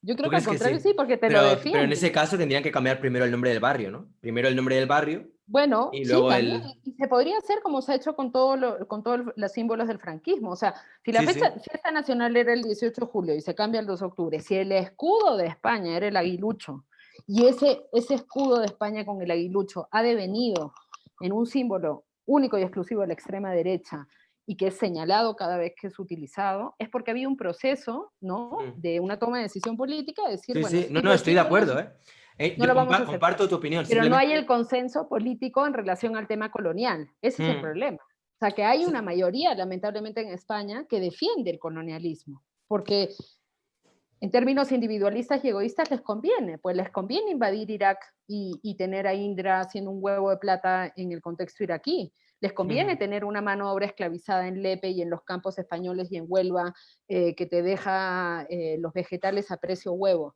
¿no? O sea, te conviene tener unas trabajadoras domésticas sin derechos laborales, ¿no? O sea, toda mm, esa lógica se traduce en una cuestión material y que el claro. ciudadano español de clase media, incluso de clase trabajadora, toma la decisión de defender eso porque a nivel individual le conviene. Por ejemplo, a mí hay gente que me cuestiona y me dice, pero tú vienes de un contexto en Perú, así me...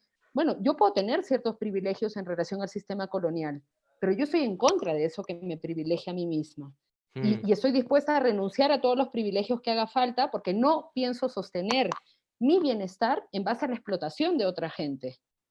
Porque lo siento, o sea, yo no, yo me he podido casar con un pijo de acá, por ejemplo, quizás, ¿no? Y caerle bien, y yo qué sé, pues y que me mantenga, y ser sumisa a sus lógicas patriarcales, capitalistas y coloniales, y tomé Mm. la decisión política de no hacerlo, porque no voy a sostener mi bienestar individual y, por ejemplo, el estar cansada, el tener que trabajar más horas, el tener que cuidar a mi hijo, el tener que sostener mi vida con mucho mayor esfuerzo en base a Ujú. explotar a otra gente. Te paso una pregunta de Enuncio Sidereo. Dice, si no se ha hecho la pregunta, dice, el otro día veía a algunos sociólogos anglosajones que diferenciaban el colonialismo portugués, francés e inglés que era esclavista y el español era mestizo. Me gustaría saber la opinión de Ortiz sobre ello, si tiene esa percepción, si es así o si discrepa y tiene otro punto de vista. Por favor, o sea, es que yo no sé qué autonarrativa han podido, o sea, primero hay unas narrativas de que casi que nos vinieron a traer la vida, los derechos, la cultura, etcétera. O Mm, sea, disculpa, pero es una narrativa absolutamente colonial. O sea, en el Cerro de Potosí morían las personas indígenas por estar en contacto con el azogue que se utilizaba para poder hacer todo el proceso para sacar el oro y la plata. O sea, ¿y cuánta gente? Dime, ¿qué es un proceso de mestizaje? Lo que le hicieron a Tupac Amaru y a Micaela Bastidas. Y eran mestizos ellos, ¿eh? O sea, eran mestizos. O lo que le pasa a Guamampoma Dayala, por ejemplo, ¿no? Que el cronista que fue castigado por los españoles por reclamar por sus tierras y que fue expulsado de su pueblo. Eso no es mestizaje, que vengan a revisar la historia de lo que pasó en este territorio y de lo que ha continuado pasando, incluso con empresas, bueno, ya no voy a entrar en todo ese tema, ¿no? Pero bueno, mm, empresas como Telefónica, que vienen no pagando impuestos en España, en Perú desde hace décadas, y que cuando el gobierno peruano le dice, bueno, tienes que pagar toda esta deuda, dice, bueno, pues yo me retiro, y como tiene el monopolio de las comunicaciones, te anulo el país porque me retiro y te jodo todas las comunicaciones de todo el país, ¿no? Entonces, o sea, que vean cuál es la realidad de la relación de, mira, en Cusco, que era el núcleo del incanato, toda la construcción de abajo es piedra inca y literalmente encima está construido lo español. A la gente se le perseguía, se le castigaba y se le mataba, se le azotaba, se le torturaba por adorar al sol, por adorar a la luna, por adorar a la Pachamama. El Coricancha, el templo del oro, está literalmente encima la construcción de una iglesia española. Entonces, por favor, o sea, no hubo mestizaje, hubo violación de mujeres indígenas. Hubo un sistema que para salvarte el culo, lo que podías hacer era quizás casarte con un español o como nos pasa a las migrantes. Una de las pocas maneras de acceder a los papeles es mediante el matrimonio. mm. Esos matrimonios muchas veces conllevan situaciones de maltrato y que es la única opción que tú tienes para poder permanecer en el territorio. Entonces no es una historia de amor, de mestizaje, que tuvieron hijitos y fueron felices. Eso son relaciones de poder. que se han dado, ¿no? Y también unas relaciones de poder que luego, dentro de los que somos, digamos, los propios mestizos, tenemos también una situación de privilegio con respecto a la población indígena y afrodescendiente. Y por favor, o sea, pongan en su genealogía histórica la cuestión de la población afrodescendiente. O sea, Sí, ¿quiénes sí. trajeron a la población afrodescendiente esclavizada acá? Lo trajeron los españoles. ¿Y qué me vas a decir? Que tenga otros, mira, el sistema de control migratorio norteamericano actual tiene un modelo, el inglés tiene otro modelo y el español tiene otro. Pero los tres sistemas explotan, persiguen, deportan, detienen y asesinan, ¿vale? Cada uno a su forma, a su tiempo, a su intensidad, en su momento más intenso, en su momento más leve, en su momento tal. Pero todos lo hacen. Y así ha sido el colonialismo español, portugués, francés. Y aparte, todos ellos han trabajado juntos, que eso es lo otro.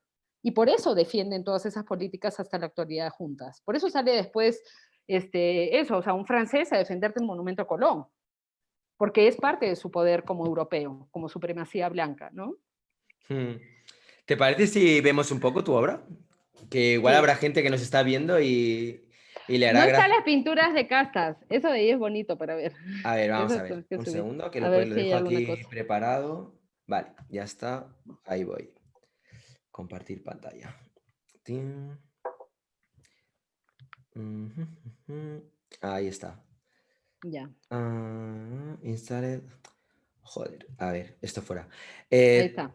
vale, lo ves bien, ¿no? Es que a Ah, sí, ahí veces hay más cosas. me... Vale. Sí, sí se ve. Ah, bueno, aquí tienes un montón de No obras. He está visto todo, algunas... falta un montón, porque, porque estábamos arreglando justo eso, falta bastante. De estas obras, ¿cuáles son las que te gustaría más que la gente conociera? ¿Cuáles te llaman más la Bueno, atención? Pues yo he visto algunas las que me han parecido que estaban últimas. muy bien, A mí pero... las pinturas de castas me parece bien interesante como para analizar o entender, digamos, todo el sistema. No sé, hay las de la tienda de chocolates también. Que, ¿Cuál es el de las tiendas? A ver, a por ver, a ver. ejemplo, esa del pedazo de chocolate que está con oro. Este. Hay una ahí con un cuchillo. Vamos a ver. Eso lo hice en el 2009 y yo estaba trabajando en una tienda de chocolates así como media pija, donde vendían chocolate siempre con la denominación de origen, Ujú, porque bueno, el cacao es uno de los tantos productos, digamos, que se llevaron a Europa dentro del proceso de expolio. ujú. Eh, y entonces cuando el chocolate es más fino, tiene nombres pues como chocolate de Guanaja, que de hecho Guanaja es una isla donde estuvo Colón también, ¿no?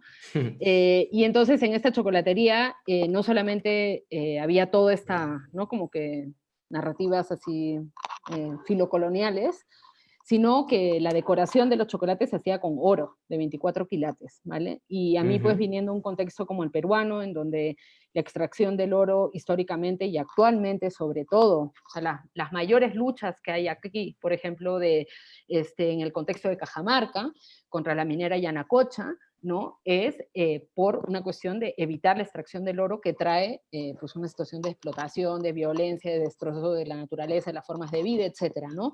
ujú, Incluso, bueno, pues muchos que hablan ahí sobre mi padre, pues mi padre, por ejemplo, está implicado ciertas cuestiones en contra del extractivismo minero de oro en concreto, ¿no? ujú. Eh, y entonces para mí era muy impactante ver no solamente que estuviese ese oro, sino que lo comieran para cagarlo. Y era más impactante todavía ver que los clientes, cuando yo les ofrecía los distintos postres, por ejemplo, había uno de lichi relleno de chocolate blanco y cubierto de gelatina y hibiscos, que era, O sea, pero entonces exactamente lo que hiciste para que la gente lo pueda claro, visualizar, lo que ¿qué hice fue? fue, durante la celebración del 12 de octubre, que yo estaba trabajando en la tienda de chocolates, me robé un pedazo de chocolate y me robé oro digamos, de la decoración que utilizaban para sarcásticamente celebrar el 12 de octubre haciendo un acto de robo, ¿no? Ujú. Y otra de las cosas pues que pasaba era que los clientes muchas veces preferían los postres con oro, decorados con oro, por el fetiche que les causaba comer el oro, ¿no? Porque el oro en verdad no tiene ningún valor más que el valor colonial. O sea, es la materia prima de explotación del colonialismo, porque no sirve para ni mierda el oro, o sea, para cuatro cojudeces, pero no tiene ningún valor más que el que le ponen los bancos suizos, ¿no? Entonces, me era muy impactante todo ese tema, y aparte para mí era o sea, muy importante en el tiempo, digamos, que yo trabajaba en esa tienda. El tema de, porque yo trabajaba 40 horas a la semana, entonces no tenía tiempo, digamos, de estar como esa imagen, ¿no? Del artista burgués en mi estudio, pensando, esperando, no sé qué, sino que para mí era muy importante hacer acciones mero dentro del sitio donde yo estaba trabajando, ¿no? Hacerlo ahí mismo. Vemos alguna más. A ver, ¿qué más hay por aquí? Esta me parece... La idea es buena, desde luego. A ver, espera. ¿Tú conoces el trabajo de Nuria Wey? Que le he hecho una entrevista Sí, también. sí, También... sí, éramos amigas antes. Menudas Sí, piezas.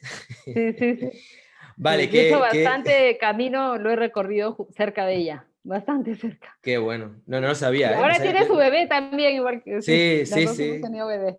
Bueno, a ver si te va a Sí, visitar algún día por allí. O bueno, que sí, puedas venir tú ojalá. tranquilamente. Espero que Sí, pronto. bueno, de momento no creo. No, gracias, no, gracias. Ahorita de verdad, también Bueno, más por el... mira, esta también, esta en la que te arrodillas, también es Claro. una que ya la he Sí. visto, que también está muy bien. No sé, elige tú cuáles te llaman más la A atención. ver, las pinturas de castas, de hecho, que tienen que ver con el virrey Amat, que es una figura que hemos ¿Cuál es recorrido. Bueno, este? No, la segunda. O bueno, esa si quieres, la de Walter también puede ser. a ver. Vale, esa se llama Walter y es un juego para niños, Ujú.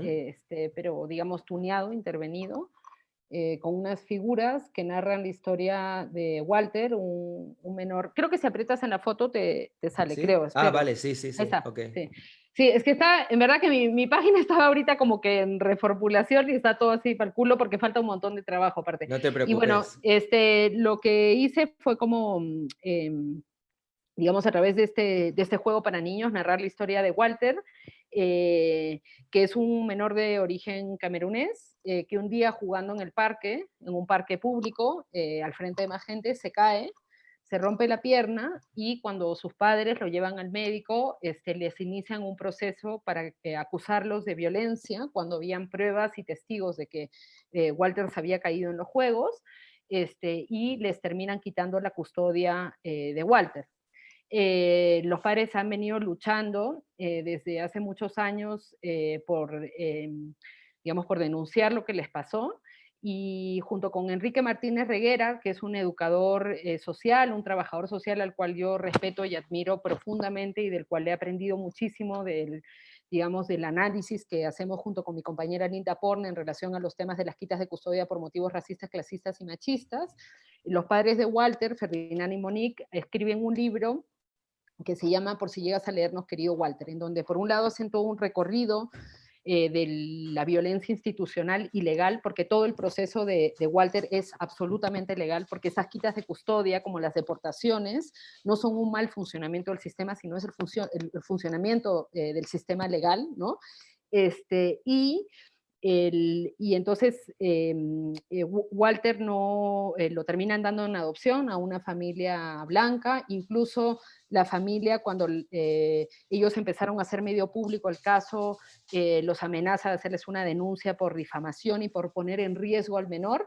Finalmente los padres de Walter ganan el juicio y demuestran, y judicialmente les dan la sentencia de que ellos no habían maltratado a su hijo, pero los procesos judiciales, cuando te quitan la custodia de apelación, son súper lentos. Ah, tu perrito. Perdona, Y se me ha colado un intruso. los Sí, sí. procesos de adopción son súper rápidos y van por de formas separadas. Y Walter ya estaba en adopción en una familia y el juez decide no devolverles al menor bajo la lógica de que sería muy traumático volver a su familia original y también bajo la lógica de que estaba mejor en la familia blanca, ¿no? Porque dentro de las lógicas racistas de la crianza, también pues, como dicen mis compañeras de la Asociación de Estudiantes de Aviala en Madrid, dicen, ¿no?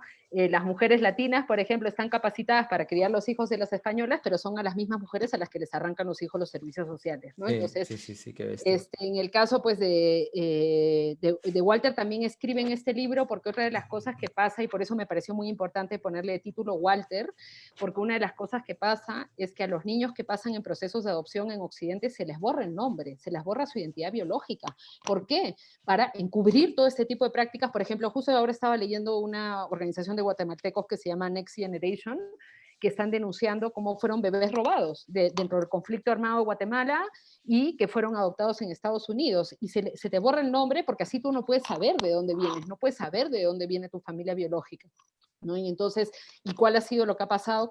Porque Walter quizás no sabe que sus papás vienen luchando tantos años. Entonces, el título del libro para mí es como muy importante, que es esto de, por si llegas a leernos, quería Walter, porque también lo han hecho con la esperanza de que algún día Walter lo lea y se sienta Es muy identificado en bestia esta esta historia, historia, ¿eh? ¿no? Pero es que es la misma historia del hijo de Kelly Ackbones, que a la madre nigeriana la deportan y al niño lo dejan en Murcia, en un centro de menores, y lo dan en adopción, y Kelly Ackbones llega al Tribunal de Estrasburgo, le dan la razón y no le devuelven al niño. O de casos tan aberrantes, hace poco se suicidó un menor, bueno, se suicidó, dizque, en un centro de menores, un menor colombiano, Jesús Ander, de 9 años, que había estado pidiendo que quería salir de ese centro, ¿no? O sea, entonces, o el caso de Ilyas Tahiri, o sea, la situación de violencia como se da contra los menores migrantes en el contexto norteamericano, en España se reproduce igual, o sea, a los sirios que estaban llegando con Santo Welcome Refugee, ahí, welcome refugee, las camisetas, les encantaban sus camisetas, en Melilla Un habían segundo, manifestaciones, perdona, un segundo, pero es que él es el perro de mi hijo, pero es que es un terremoto, está liando un pollo aquí que no veas. Perdona, lo siento por la introducción, que me perdone todo el mundo. No pasa nada, Es un segundo, es que voy a cerrar la perrito, puerta porque si no... Cristian, Cris.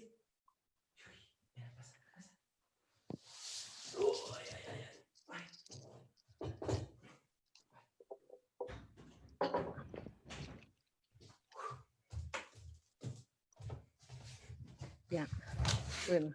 Lo siento, No pero es que arrasa con todo. Sí, perdona, cuenta. Y por ejemplo, en Melilla había manifestaciones organizadas por ciudadanos sirios, cuando estaba ese movimiento de supuesto apoyo a los refugiados, reclamando, porque la política que tiene el Estado español en zonas de frontera es que cuando las familias llegan juntas, a pesar que tienen pasaportes, partidas de nacimiento y toda la documentación que acredita que son familiares, pone todo digamos, el discurso de que pueden ser niños víctimas de trata. Entonces, lo que hacen es automáticamente los separan de los padres hasta que hagan pruebas de ADN. Y hay muchísimas situaciones en donde en zonas de frontera y si, como denunciaba, por ejemplo, Elena Maleno, ¿no? Si es que el niño estaba viajando con una tía, una prima, una abuela, una amiga de los padres, como en el ADN no salta ese vínculo paternofilial o maternofilial, muchas veces esos niños terminan en adopción, porque el ADN no ha saltado lo que la autoridad dice que tiene que saltar, ¿no? Entonces, y los procesos, por ejemplo, con esos ciudadanos sirios, pues demoraban 6, 8 meses, que los separaban de forma forzada de sus hijos hasta que tuviesen el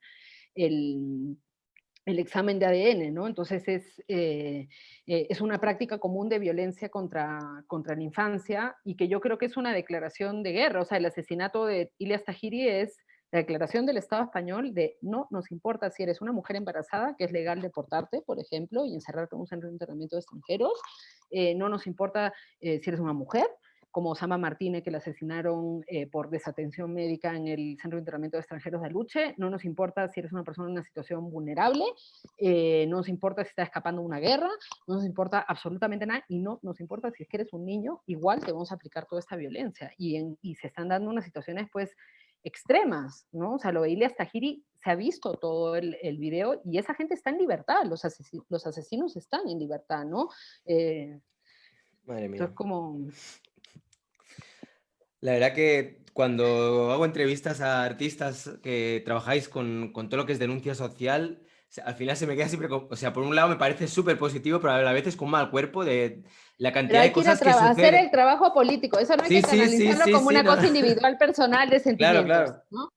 Y si te genera malestar, pues hay que canalizarlo. Yo lo que digo, que no te dé pena, que te dé rabia, y hay que trabajar. Hay mucho trabajo político por hacer, hay mucho trabajo de organización, hay mucho trabajo de apoyo por hacer. Desde las familias que son afectadas por este tipo de situaciones necesitan apoyo y buscan apoyo, desde manifestaciones, charlas, debates, poner apoyo económico, hacer traducciones de textos, ir a protestar en contra de tal, hasta cuando estás en la mesa comiendo con un familiar tuyo que te está diciendo una cojudez, pues ponerle el pare, ¿no? O sea, o sea, hay camino y hay respuesta a todo eso. Yo siempre digo, si el apartheid se abolió en los años 90, ¿por qué no podemos pensar en la abolición del sistema de control migratorio, ¿no? O sea, si hay Sí, realidades sí. anticoloniales que se han llegado y se han llevado a cabo, ¿no? Mm. Otra, venga, va, vamos a hacer, no sé cuántas, ¿5, por ejemplo? ¿5 obras? Wow, un Veamos dos, montón. va. Ya. A ver, el de O las podemos hacer habitaciones, más si quieres, pero lo digo porque si tienes yo tengo bastantes. que ir a almorzar después también. No, lo que En tú algún quieras. momento tengo que comer. No, pero está bien, dale, dale. El P1, P2, a ver, ponlo, pero creo que no sale ahí las fotos de los planos, pero bueno, igual lo puedo explicar. Vale. Ese también está relacionado con la tienda. Ahí están las cartas, por ejemplo. Las Este, amplío, ¿eh? sí, para mí, más que la carpeta, las cartas del final, para mí siempre ha sido muy importante también en mi trabajo, si bien ahora a veces me invitan a alguna institución y tengo presupuesto para trabajar y producir y tal, sobre todo en el momento en el que yo estaba en la tienda de chocolates y estaba justo terminando la universidad y digamos la sensación de agobio, de decir, mierda, ¿qué voy a hacer? O sea, todo el esfuerzo que he hecho Ah, de los estudios y tal, y toda esta movida, y yo quiero trabajar en esto. Entonces, la salida que yo siempre he encontrado a las imposibilidades materiales que he tenido para hacer mi trabajo, incluso, por ejemplo, con mi hijo, o cosas con mis papeles y tal, mm, ha sido, pues, hacer, digamos, prácticas creativas de resistencia desde esos espacios en donde supuestamente no puedes hacer arte, ¿no? Porque en una ujú, tienda de chocolate, siendo, pues, trabajadora, se supone que no puedes hacer trabajo, ¿no? Y entonces, por ejemplo, ahí en ese caso, lo que me pasaba era que ya había pasado ya un año de que estaba trabajando para esta gente y mi jefe me empezó a pagar tarde, pero tipo 15, 20 días tarde, ¿no? Y yo le decía, oye, Kiko, pues se llama, este, Kiko, como me debes tanto y tal. No, es que no tenemos plata porque ellos estaban invirtiendo en abrir otras tiendas, pero yo cerraba caja todos los días con el doble de mi sueldo. Entonces yo sabía, por mi conocimiento de cómo funcionaba la tienda y porque yo cerraba caja, que ellos tenían el doble de dinero para pagarme, pero que estaban utilizando ese dinero para invertir en otra tienda para ampliar su capital, ¿no? Entonces, ujú. yo lo que hice fue darle la vuelta a la idea del poder que tienes como trabajador mediante el conocimiento de la empresa en la que trabajas, ¿no? Y en ese momento recuerdo que vi una protesta que hubo en algún contexto asiático de los trabajadores de una empresa, creo que era HP o alguna cosa así, que amenazaron a los dueños de la empresa de que iban a develar los códigos para evitar la obsolencia programada de los productos si es Ujú. que no les mejoraban las condiciones laborales, ¿no? Entonces, en esa lógica, yo lo que hice fue hacer unos planos de la tienda con todas las indicaciones para entrar a robar. Entonces, por ejemplo, ponía dónde estaban la cámara de seguridad, dónde estaba el alarma, cuál era el número de la alarma, cómo se podría abrir la caja registradora, cuál era el código para abrir la caja registradora, dónde estaba la caja fuerte, dónde estaban las llaves para abrir la caja fuerte y todo esto, ¿no? En un modo, digamos, de retar eso. Yo hice los planos un día de mucha rabia, así, contra el jefe, y después los tenía guardados porque yo tenía un blog ahí, y me daba cosita como que ponerlo para que decía, bueno. Pero hubo una convocatoria en Madrid de porque era justo el momento de la crisis económica también, ¿no? Que se llamaba, a mí me gustó mucho eso que hicieron, estaba Nuria también, por ejemplo, y fue la primera vez que fui a Madrid en mi vida, después de muchos años viviendo en Barcelona, y de hecho, el primer viaje que hice fuera de Barcelona, ¿no? Y entonces, y de hecho fue en bus también, que a veces o sea, por ejemplo, cuando dicen todas esas cosas, mira, yo pasé 4 años sin poder volver a mi país porque no tenía la, digamos, condición legal y económica para poder regresar y sí, mi situación en relación a muchas otras compañeras es muchísimo mejor, pude regresar. Hay compañeras que se han pasado 16 años, pero a mí que mocosos que se vienen de vacaciones 6 meses a mi país a recorrer y que se creen súper cool y superiores por venir de acá, me vengan a decir que yo soy una millonaria, no sé qué y tal, la verdad que me genera bastante rabia porque es una mera excusa para deslegitimar todo el trabajo que se está haciendo, ¿no? Entonces, bueno, el caso es que con lo de la tienda, pues como no era arte todavía, no lo puse en mi blog y salió esa convocatoria y tenías que hacer una pieza con 6 euros. Entonces yo dije, puta, perfecto, porque así puedo imprimir, imprimo los dos, eran 2 plantas, no imprimo los 2 planos, los mando por correo y me alcanzaba todos los 6 euros, perfecto para hacer esto. Y Mm. ya pues era como convocatoria y lo cogieron. Y entonces, de ahí yo dije, bueno, ya es arte, pues, ¿no? Off Limits se llama el espacio. Ya es arte, entonces ya lo puedo poner en mi blog. Entonces lo puse en mi blog y una compañera del trabajo lo vio y me acusó con el jefe.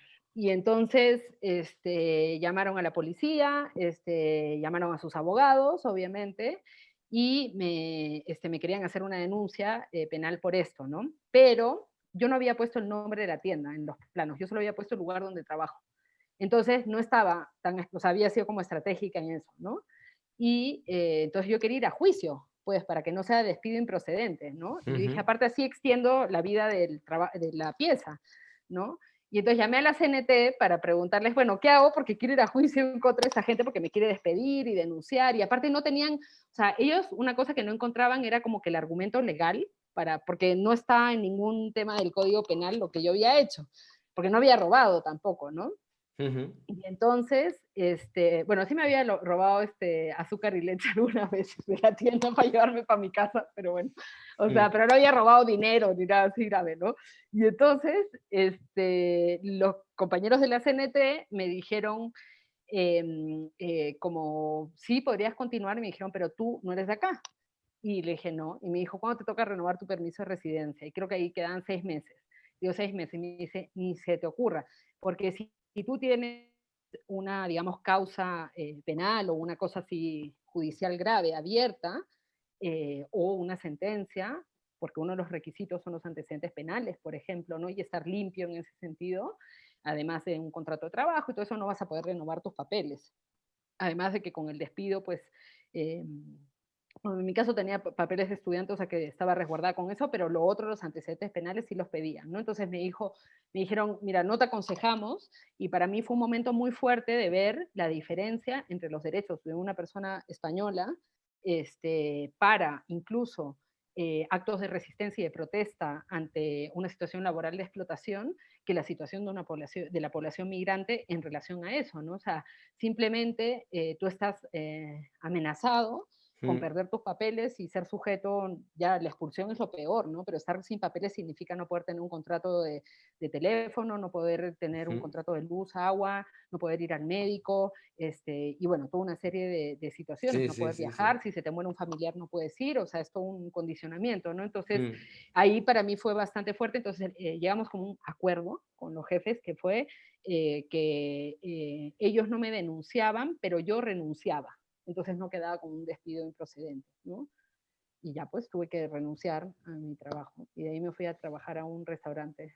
Pero ahí sí me gustó trabajar porque las dueñas eran bien chéveres. Era una pareja lesbiana, que, no sé, siempre nos tomamos una cerveza después de trabajar, era como un O ambiente sea, más relajado agradable. también, ¿no? Claro, porque yo decía, ¿no? O sea, claro, ahí era una lógica de explotación. O sea, el jefe a mí ni me saludaba cuando entraba, ¿no? Ni te miraba a los ojos porque estaba o sea, su explotación está sujeta a, digamos, deshumanizarte también como persona, ¿no? Y en el restaurante donde trabajaba, que se llamaba Belmonte, y con el que tengo como un recuerdo muy lindo de ese trabajo, pues sí, y trabajábamos duro, ¿eh? O sea, cuando había gente, pucha, que tenías que echarle duro, pero el ambiente y el respeto a mis derechos como trabajadora, el respeto a mí como persona y después también la amistad con ellas, pues, o sea, el poder tomarte una cerveza con tu jefe cuando has terminado el servicio y que te diga, por suerte no ha venido tanta gente hoy, ya quedó, llévate en un tupper, ¿no? Entonces, o sea, es muy diferente Ya. a mi jefe que de la chocolatería, pues que te decía, puta madre, no ha venido gente hoy, te odio porque por tu culpa no está viniendo gente a mi tienda, ¿no? Entonces, Bueno, ahí está esa es bien una de las también. cosas. La Sí, vida del inmigrante, la conozco también, ¿eh? Cuando tienes claro. que trabajar en mil historias, compaginarlo con la familia. Sí, sí, me suena. Bueno, ¿no? Y la propia población española vive ese tipo de situaciones, pero con otro tipo de condiciones, ¿no? Muy, Claro. muy Sí, sí. diferentes, ¿no? Oye, hay alguien que ha comentado en el chat que le gustó mucho la pieza que tienes, esta justamente la que hablábamos antes, de las trabajadoras domésticas, creo Ah, que es esta, sí, ¿no? sí, ahí está. Que básicamente Ella, sí, pues son fotos sí. sacadas de Facebook, ¿no? Sí, son 97 fotos de la clase alta peruana que me robé de su Facebook, en donde Oye, te das aparecen cuenta ellas. que el robo está por todos lados, ¿eh? Hay que... Claro, pues son robos. Yo ahí aprendía mucho del Enrique Durán, no, eso no es robo, eso es expropiación, El expropiación. Enrique El de Durán, Luz menudo pieza. Urtubía, Sí, sí, lo conozco en claro, persona. Sí, sí. Luz Urtubía, la Nuria también, ¿no? Como mucha, Mm, la expropiación expropiación es legítima, pues, ¿no? O sea, hay No, muy expropiaciones bien. legítimas, sí. Entonces, bueno, explícalo tú con tus palabras mejor. Bueno, son 97 fotos que me robé de Facebook de la clase alta peruana, en donde aparecen trabajadoras domésticas en la parte de atrás o cortadas por el autor, pero Mm, siempre me parecía muy importante que estén ellos en primer plano, porque muchas veces cuando se habla de mm, situaciones de explotación y también, por ejemplo, en relación a la población migrante pasa lo mismo, se hipervisibiliza al sujeto explotado, se analiza una y otra vez al sujeto explotado y se invisibiliza así al mm, sujeto responsable de esa explotación, ¿no? Y ujú, después también, por otro lado, me parecía como muy interesante el retrato, digamos, de la vida cotidiana de la clase alta peruana, el retrato de la blanquitud de la clase alta peruana, si bien hay algunos mestizos y tal, pero es bastante rubia también en general, ya ni siquiera blanca, sino que parecen de Holanda algunos. Es verdad, Este, ¿eh? Mm, claro, y que muchas veces te das cuenta, como en esta fotografía, que es la trabajadora doméstica por la diferencia del color de la piel, ¿no? Porque al sí. igual que como sucede en España, que el orden económico y laboral está racializado, es decir, las personas que recogen chatarra en la calle son personas negras o gitanas, y quienes trabajan en los bancos son blancos, y son excepcionales las veces que vas a encontrar un latino o un afrodescendiente en un banco, ¿no? Mm, Y entonces en Perú pasa lo mismo. La clase trabajadora que se dedica a los cuidados, a la minería, ¿no? Y a la agricultura, a todas esas actividades básicas para el sostenimiento tanto de la economía como de la vida en el contexto peruano, es la población indígena y afrodescendiente, ¿no? Y entonces ujú, ahí ves cómo pervive, y la élite es mayoritariamente blanca. Entonces ahí ves cómo perviven las estructuras coloniales, ¿no? mm. Y, y bueno, pues fue un chongazo. O sea, las fotos también las pongo, ves que es como una línea en horizontal, porque las fotos son Sí, muy me he cutres, fijado, son muy sí. simples, pero las puse así también para como que acortar el campo de visión del espectador, porque si las ponía así, pues hacías barrido y ya.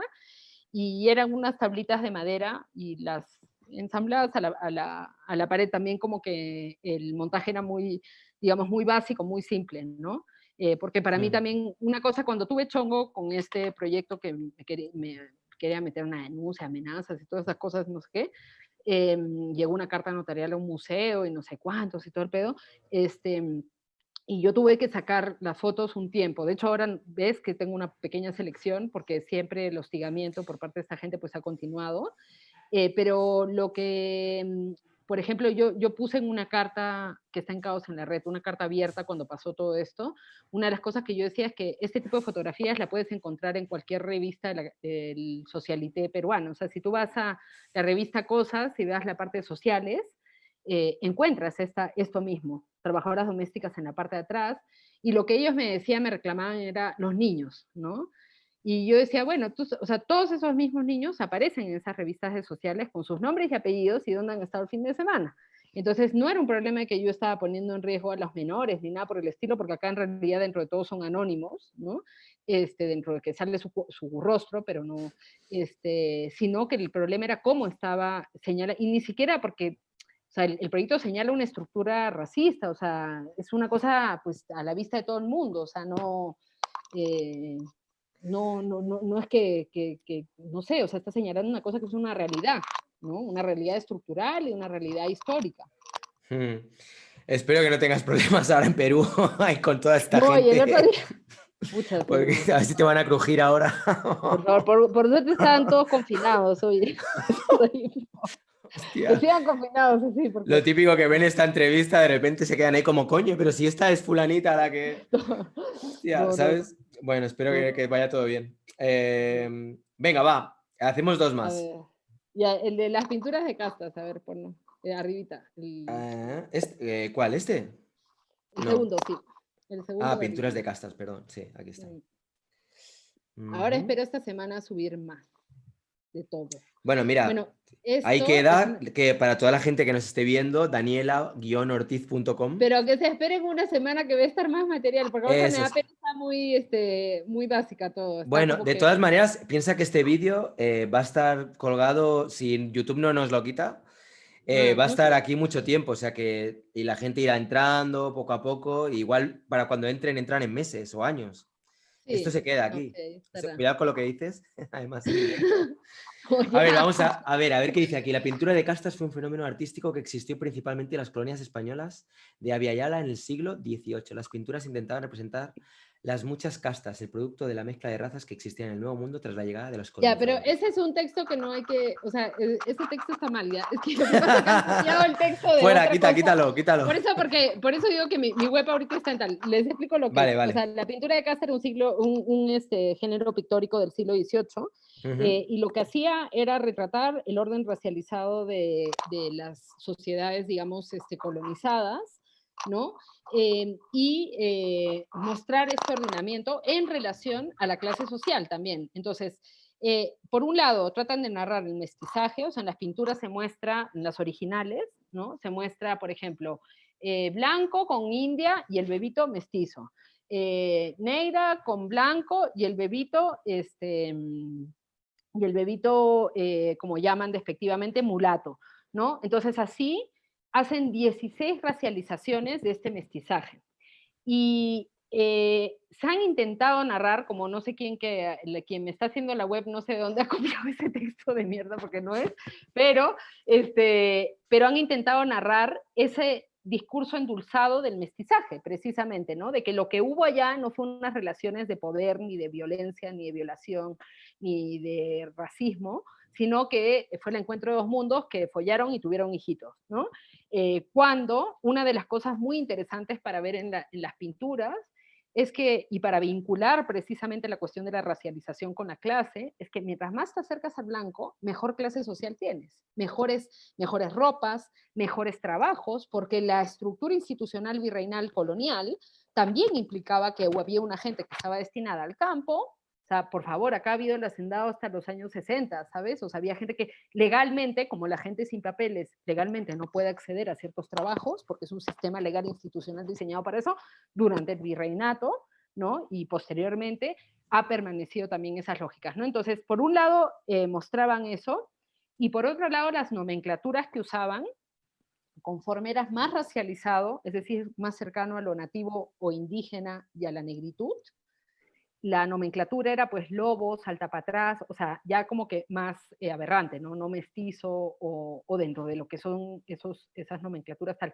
Y después entra también toda esta lógica de la obsesión de Europa por nombrar y analizar a la población del sur global. O sea, si te fijas en las pinturas de castas, no hay un análisis de la blanquitud, hay un análisis del racializado. Aparece el blanco una vez, al principio, ¿no? Pero no aparece como el sujeto son los bebés, en verdad, ¿no?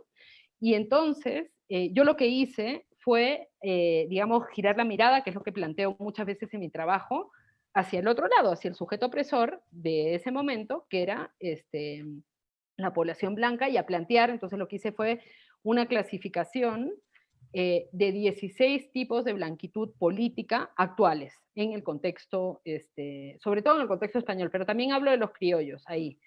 Entonces hice, por ejemplo, yo qué sé, hice pues los fascistas blancos y sale, qué pena que no se puede ver esa imagen, pero bueno, sale por Sí, ejemplo unos sí, se ve un fascistas con... poco. No, pero, Anarquistas blancos, por ejemplo, claro, es lo que hay, lo sí. que tienes por aquí. Pero por ejemplo hay Misioneros y una del... voluntarios blancos. O sea, Misioneros y entiendo voluntarios. entonces que te has basado en un estilo de pintura, ¿no? Claro. Colonialista, y lo que has hecho es un poco adaptarla a nuestra época, Claro, ¿no? y darle la vuelta, ¿no? Mm, Y hacer un análisis de esa blanquitud en el sentido político, no de la pigmentación, ¿vale? Entonces, hago 16 clasificaciones de tipos de blanquitud, ¿vale? Que terminan reforzando el orden colonial, ¿vale? Entonces, por ejemplo, están los fascistas blancos de Vox, ¿no? Entonces sale ahí con su banderita y tiene toda una narrativa de lo que hacen y tal, en los textos se explica quiénes son.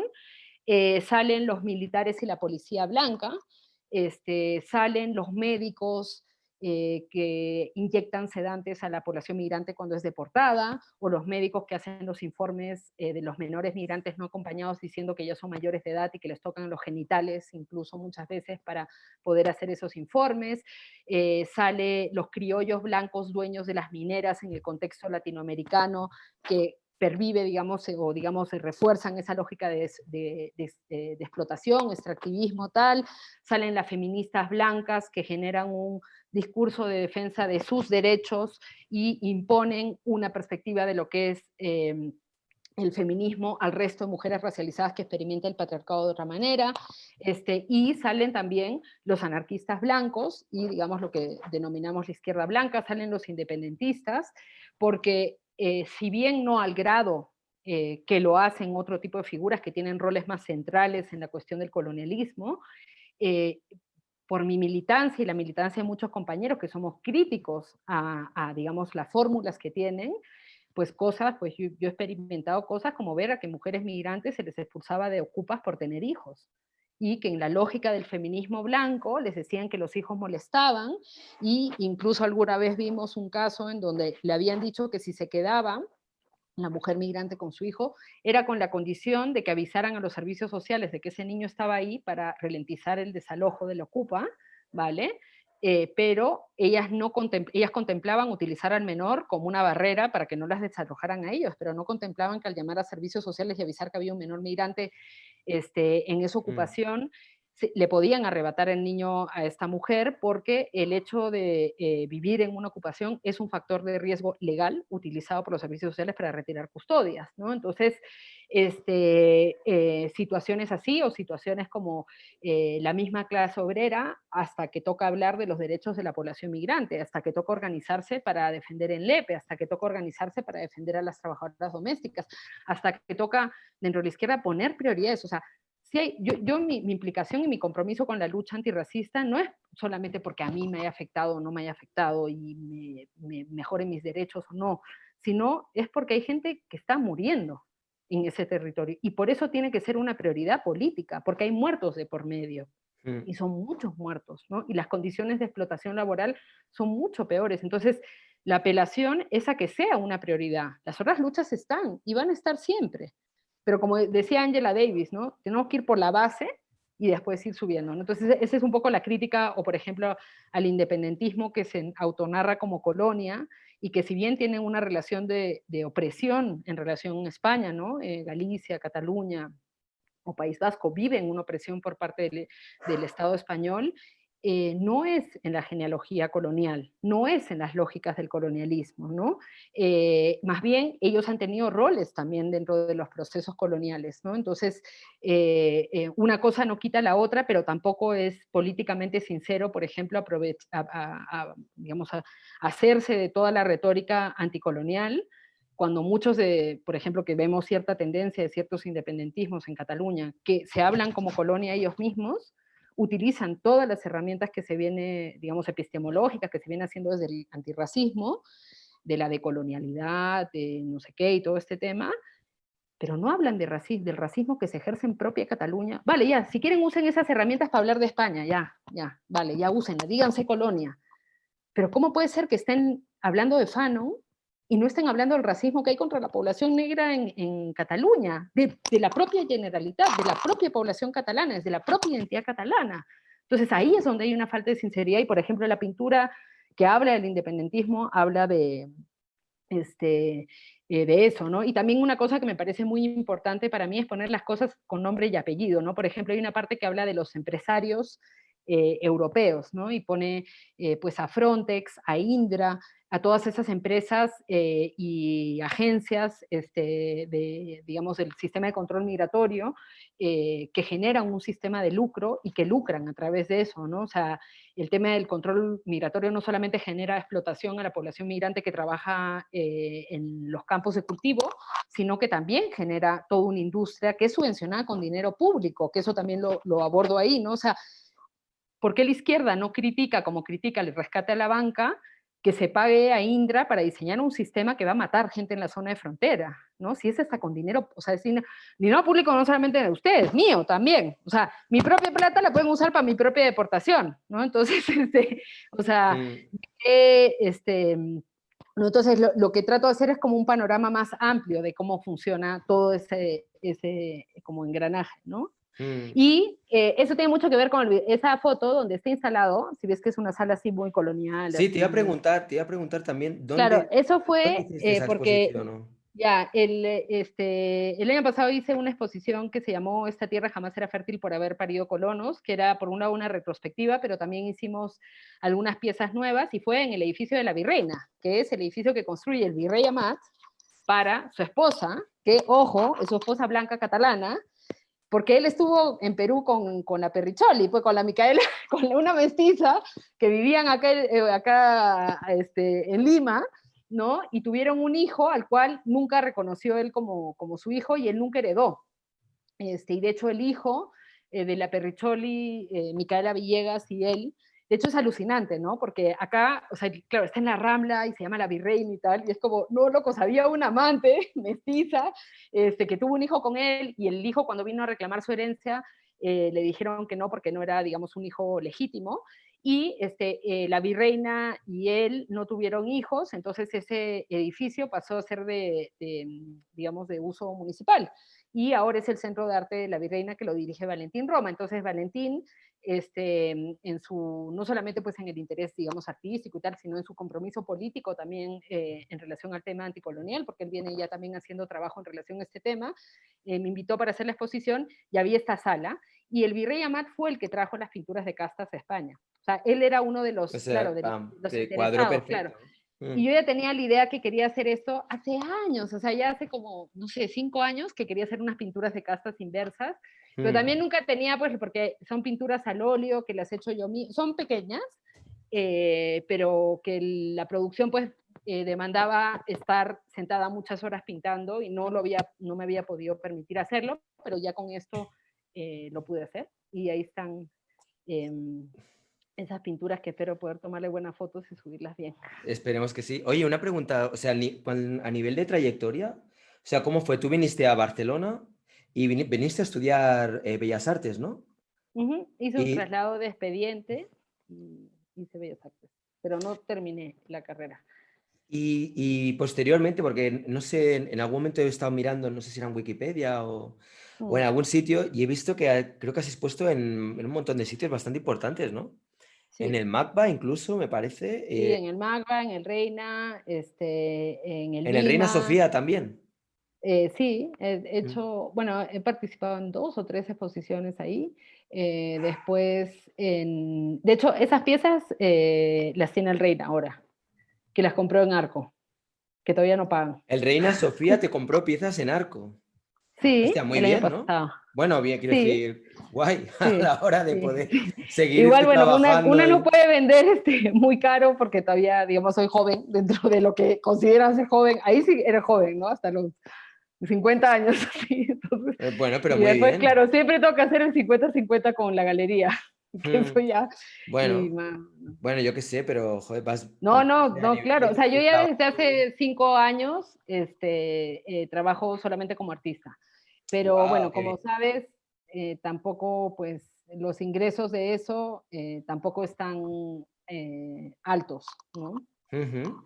Bueno, pero Por ya ahí, es algo, ya es algo. no, claro, Que poder hayas trabajar podido de... labrarte toda una carrera a nivel artístico, pues también, Sí, sí, sí, qué sí, bien, ¿no? sí. Hombre, la verdad es que la obra me Y parece, todo lo que voy viendo me encanta. Esta, mm, la de la réplica, esta me parece que también está muy bien. Esta la he sí. visto Ponla del también. costado, a ver, esa, si La quieres. de, bueno, que mientras estás leyendo lo que sucede con la gente cuando la deportan en Estados Unidos, que les meten, bueno, no me acuerdo Sedantes, exactamente, sí, sedantes, sí. y mientras lo vas Aldol. leyendo te inyectan los sedantes, ¿no? No, cuando leo, o sea, me inyectan el sedante, pero cuando leo el Tratado de Libre Comercio entre Perú y Estados Unidos. Ah, eso Porque, o es. sea, claro, para mí, o sea, ahí señalo como por un lado la legalidad del uso de sedantes para los procesos de deportación, pero por el otro lado también la complicidad de las autoridades peruanas en todos esos procesos de deportación que no se podrían llevar a cabo si la embajada, si el país de Mm. origen no acepta el proceso de deportación, ¿no? Entonces ahí también es donde pervive pues esas complicidades coloniales que permiten ese tipo de violencia, ¿no? Mm. Y entonces, y también que es, bueno, es una práctica que se hace en Europa, o sea, en Europa también se usan sedantes para evitar que las migrantes que están siendo deportadas pongan resistencia. O sea, ya ni siquiera te amarran, te pegan, sino te meten un pinchazo y te sedan, como se daban a Ya. la gente en los vuelos de la muerte en Argentina. O sea, así de, o sea, la única otra referencia que yo te puedo dar, aparte del psiquiátrico, del uso de sedantes y aparte del régimen FIES, por ejemplo, que Amadeo Casellas se llama, ¿no? El preso anarquista, con el que trabajó Mm. Nuria varias veces. No me acuerdo ahora, no me acuerdo el nombre Bueno, ahora, tendría que buscarlo, pero bueno, da igual. que denuncia mucho el régimen FIES, hablan también del uso de sedantes, ¿no? Entonces es una práctica que también se da en las expulsiones, ¿no? Que es Ujú, bastante, y que es legal, que eso es lo más fuerte. O sea, y que también se da en los centros de menores, que muchas veces les dan, los medicalizan, los patologizan mm. psicológicamente y luego medicalizan, ¿no? Es bestia, ¿eh? Pensar eso. O Claro, sea pero ahí está que pues todas las instituciones funcionando. O sea, también, bueno, es que tienes un montón de obra ya hecha, la verdad. Este me pareció sí, también muy interesante, en el que haces como un manual para superar sí, el el examen de test integración. de- Pero es un contramanual, porque en verdad te da la información que te pide en el examen, pero puesta de forma crítica, ¿no? Porque, por ejemplo, yo qué sé, te preguntan qué se celebra el 12 de octubre. Entonces Mm, ponen España, tal y cual, pero en tales sitios se celebra el Día de la Resistencia Indígena o tal, ¿no? Bueno, la verdad es que, bueno, si quieres hacemos una más Sí. y de Esa es igualmente, la de las cachetadas, mira. Esa ahí. esta, a ver, Sí, vamos allá, con decoración. sí, esa de ahí. Ah, bueno, el Sí. tema es que no sé si va a saltar el volumen. Ah, espera, le quito el volumen, ¿vale? Porque si no, no vas a Sí. poder Y hablar. adelántalo un poco porque el video es muy largo. Vale. Adelántalo un poco más. Bueno, explica si quieres un poco mientras tanto. Sí.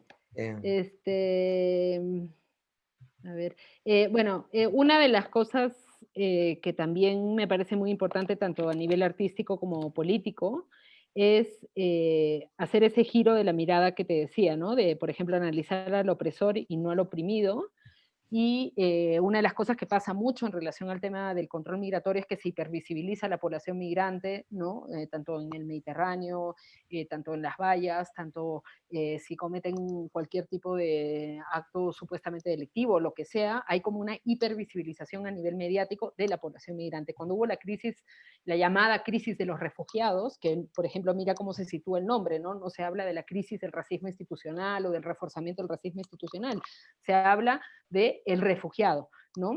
Y hay todas estas imágenes que generan entre una situación como de invasión casi, no sé qué.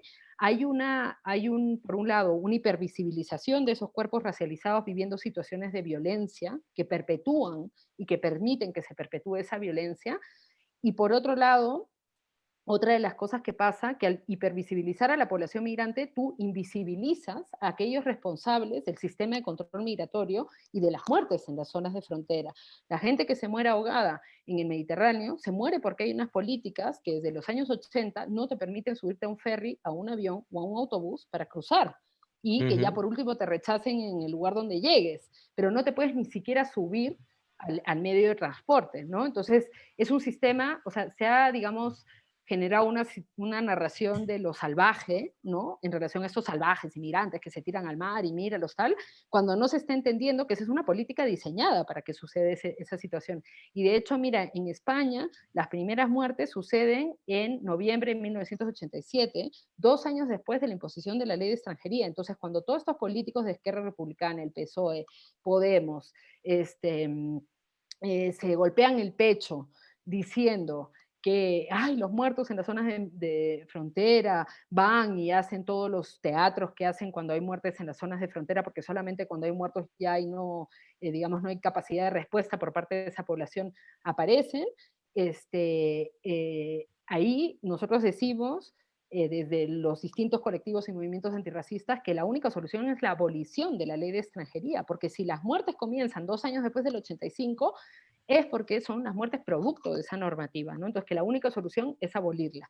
Entonces, que eso, la otra cosa que pasa, que es también una línea de trabajo que estoy haciendo ahora, y de investigación, porque yo también investigo mucho a las empresas que están implicadas, a los lobbies, por ejemplo, como de la European Organization for Security, Mm. a la Agencia de Control Migratorio Frontex, y cómo retroalimentan un sistema económico y de control y toda esta situación, y cómo generan discurso ellos también en relación a todos estos temas. Y pues bueno, básicamente lo que plantea el proyecto es darle la vuelta a esa invisibilización que tienen esas figuras políticas y empresariales que son responsables de haber diseñado, implementado y ejecutado el sistema de control migratorio que genera muertes, persecución, detención, explotación, deportación, etcétera. Entonces lo que hice fue yo quería hacer pues 20, ¿ya? Porque quería coger a los empresarios, a los de las ONGs que son cómplices de todo esto, a los del Ministerio del Interior, los de la policía, a los de Frontex, a todos, pues, ¿no? Porque hay un huevo de gente que trabaja en esto, no solamente que lucra, sino que para tú tener 50.000 muertos y desaparecidos necesitas toda una maquinaria, y ahí hay mucha gente, sobre todo en Bruselas, trabajando, ¿no? Entonces, yo quería hacer como 12 bustos, como si fuesen en honor a, ¿no? Más 12, 18, lo que fuera de toda esta gente, para violentarlos, para meterles cachetadas, pegarles, romperlos, y en un acto también como similar un poquito a lo que es derrocar un monumento, ¿no?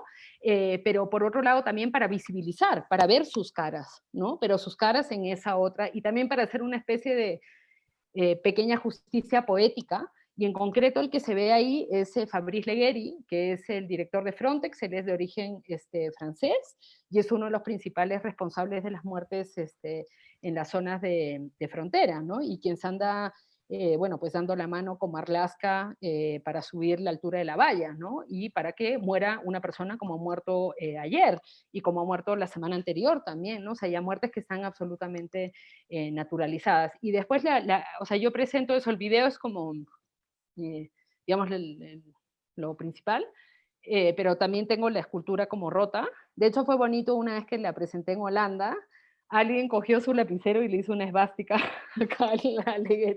Pero me pareció lindo, o sea, porque me llamaron así del museo como de, ¡ay! Como han vandalizado tu pieza y el seguro, ¿no? ¿Por qué tantas cosas? Le digo, no, súper chévere que haya pasado eso, o sea, bien, ¿no? Que la gente ¿Lo también dejaste tal cual o...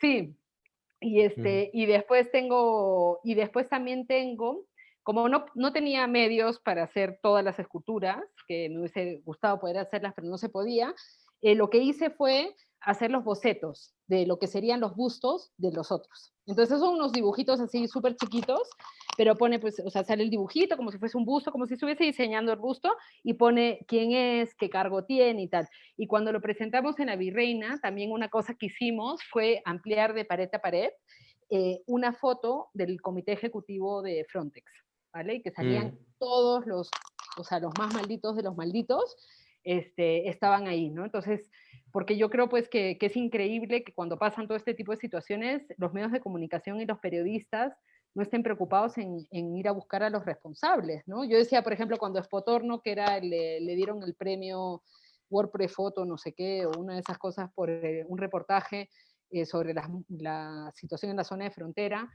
Por un lado, el reportaje, bueno, hacía una estetización de la muerte horrible, y por otro lado, limpiaba la imagen de Frontex, porque Frontex era narrado por Spotorno como un sistema de rescate, y Frontex no es de rescate, es de control. Y yo digo, bueno, pues a los fotoperiodistas así que son bien machitos, bien blanquitos y bien bacanos, que tengan los huevos de ir a la puerta de la casa de Fabrice Leggeri y que saquen cómo vive ese tipo gracias a todo el lucro que está haciendo, que saquen dónde vive Santiago Roura y cómo vive y el yate que tiene y cómo se ve en el Mediterráneo en este verano en un yate, mientras su empresa está lucrando con la muerte de gente en las zonas de frontera, que tengan los huevos ir a buscar a los verdaderos responsables. O sea, Santiago Roura, que tiene un rol fundamental dentro del sistema de control migratorio y dentro de todo el tema empresarial, o sea, tiene hasta su Facebook abierto porque nadie sabe quién es. Porque No nadie paras sabe. de hacer amigos, Daniela, no paras de hacer amigos, para ya.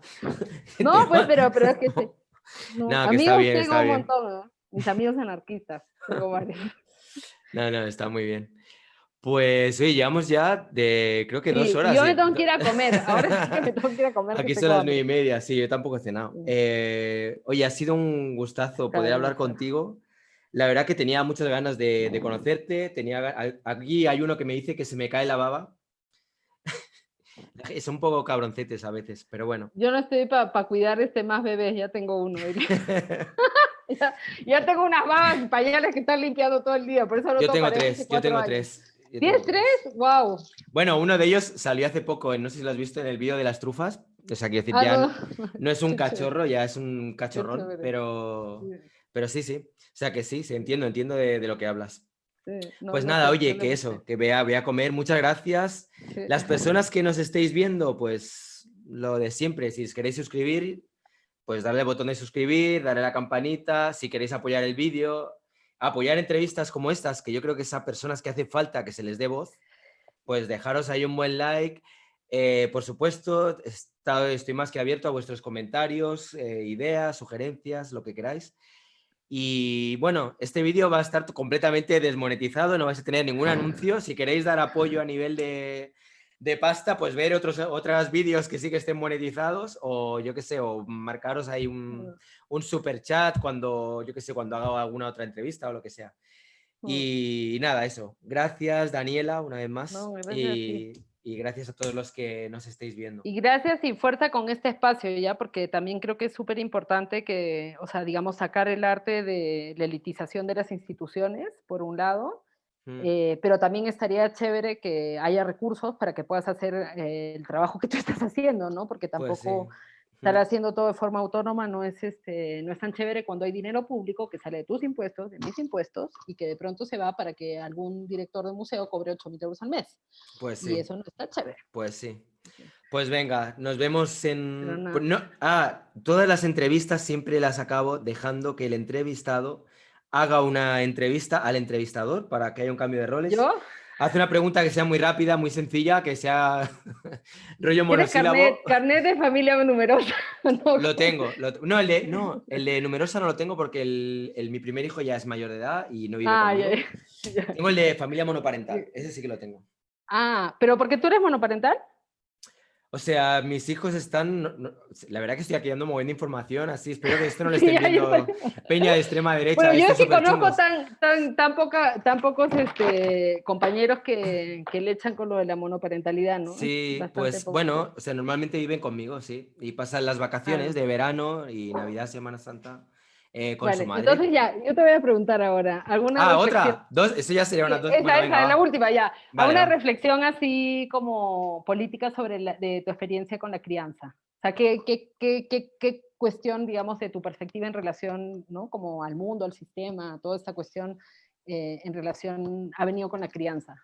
O sea, yo he visto, como decías tú al principio, que hay muchos padres y madres también, artistas que llega un momento en el que dicen, bueno, soy padre o madre, mis hijos que los cuide o bien el otro, o los abuelos o quien sea, y se dedican Mm, a su labor creativa, artística y tal. Yo, o sea, soy consciente de que a veces ser padre, de algún modo, puede ser que te dificulte tu carrera, obviamente. mucho. No tienes todo el tiempo ni toda la energía para poder dedicarte solamente a tu gran hijo, que es tu obra, ¿no? Mm, Pero sí que tengo la sensación de que realmente, o sea, a veces hay que colocar las cosas en perspectiva y el mundo del arte me gusta, me encanta, para mí es de lo más importante que hay, pero ostras, tener hijos es una pedazo de obra, es claro. la mayor obra de arte que yo he podido hacer hasta ahora, ¿sabes? Mm, Y poder acompañarlos en todo su proceso de crecimiento, ver su evolución y yo qué sé, y hacer lo mejor que pueda de cara a ellos, pues a mí personalmente, habrá otra gente que igual no, a mí me llena. O sea, es algo que digo, me apetece estar ahí. Simplemente es claro. eso. Y ya Qué está. chévere, Sí, no sé, ese es qué el chévere. punto Que donde vivan estoy las ahora. crianzas responsables, carajo. Sí. Sí, Sí. de verdad. Bueno, pues nada, Todo el oye, apoyo con eso ahí. lo mismo, todo el apoyo y yo qué sé, espero que vaya todo bien y sobre todo intenta no meterte en líos o métete en Ya. líos ya por todas, yo que sé, haz lo que tengas que hacer. Vale. Eh, Nada, un Bueno, fuerte abrazo nada, gracias, ¿ah? De verdad. y sí, y nos vemos muy, muy, muy pronto. Venga, Vale, chévere. hasta Vale, ahora. Chao. chao, chao.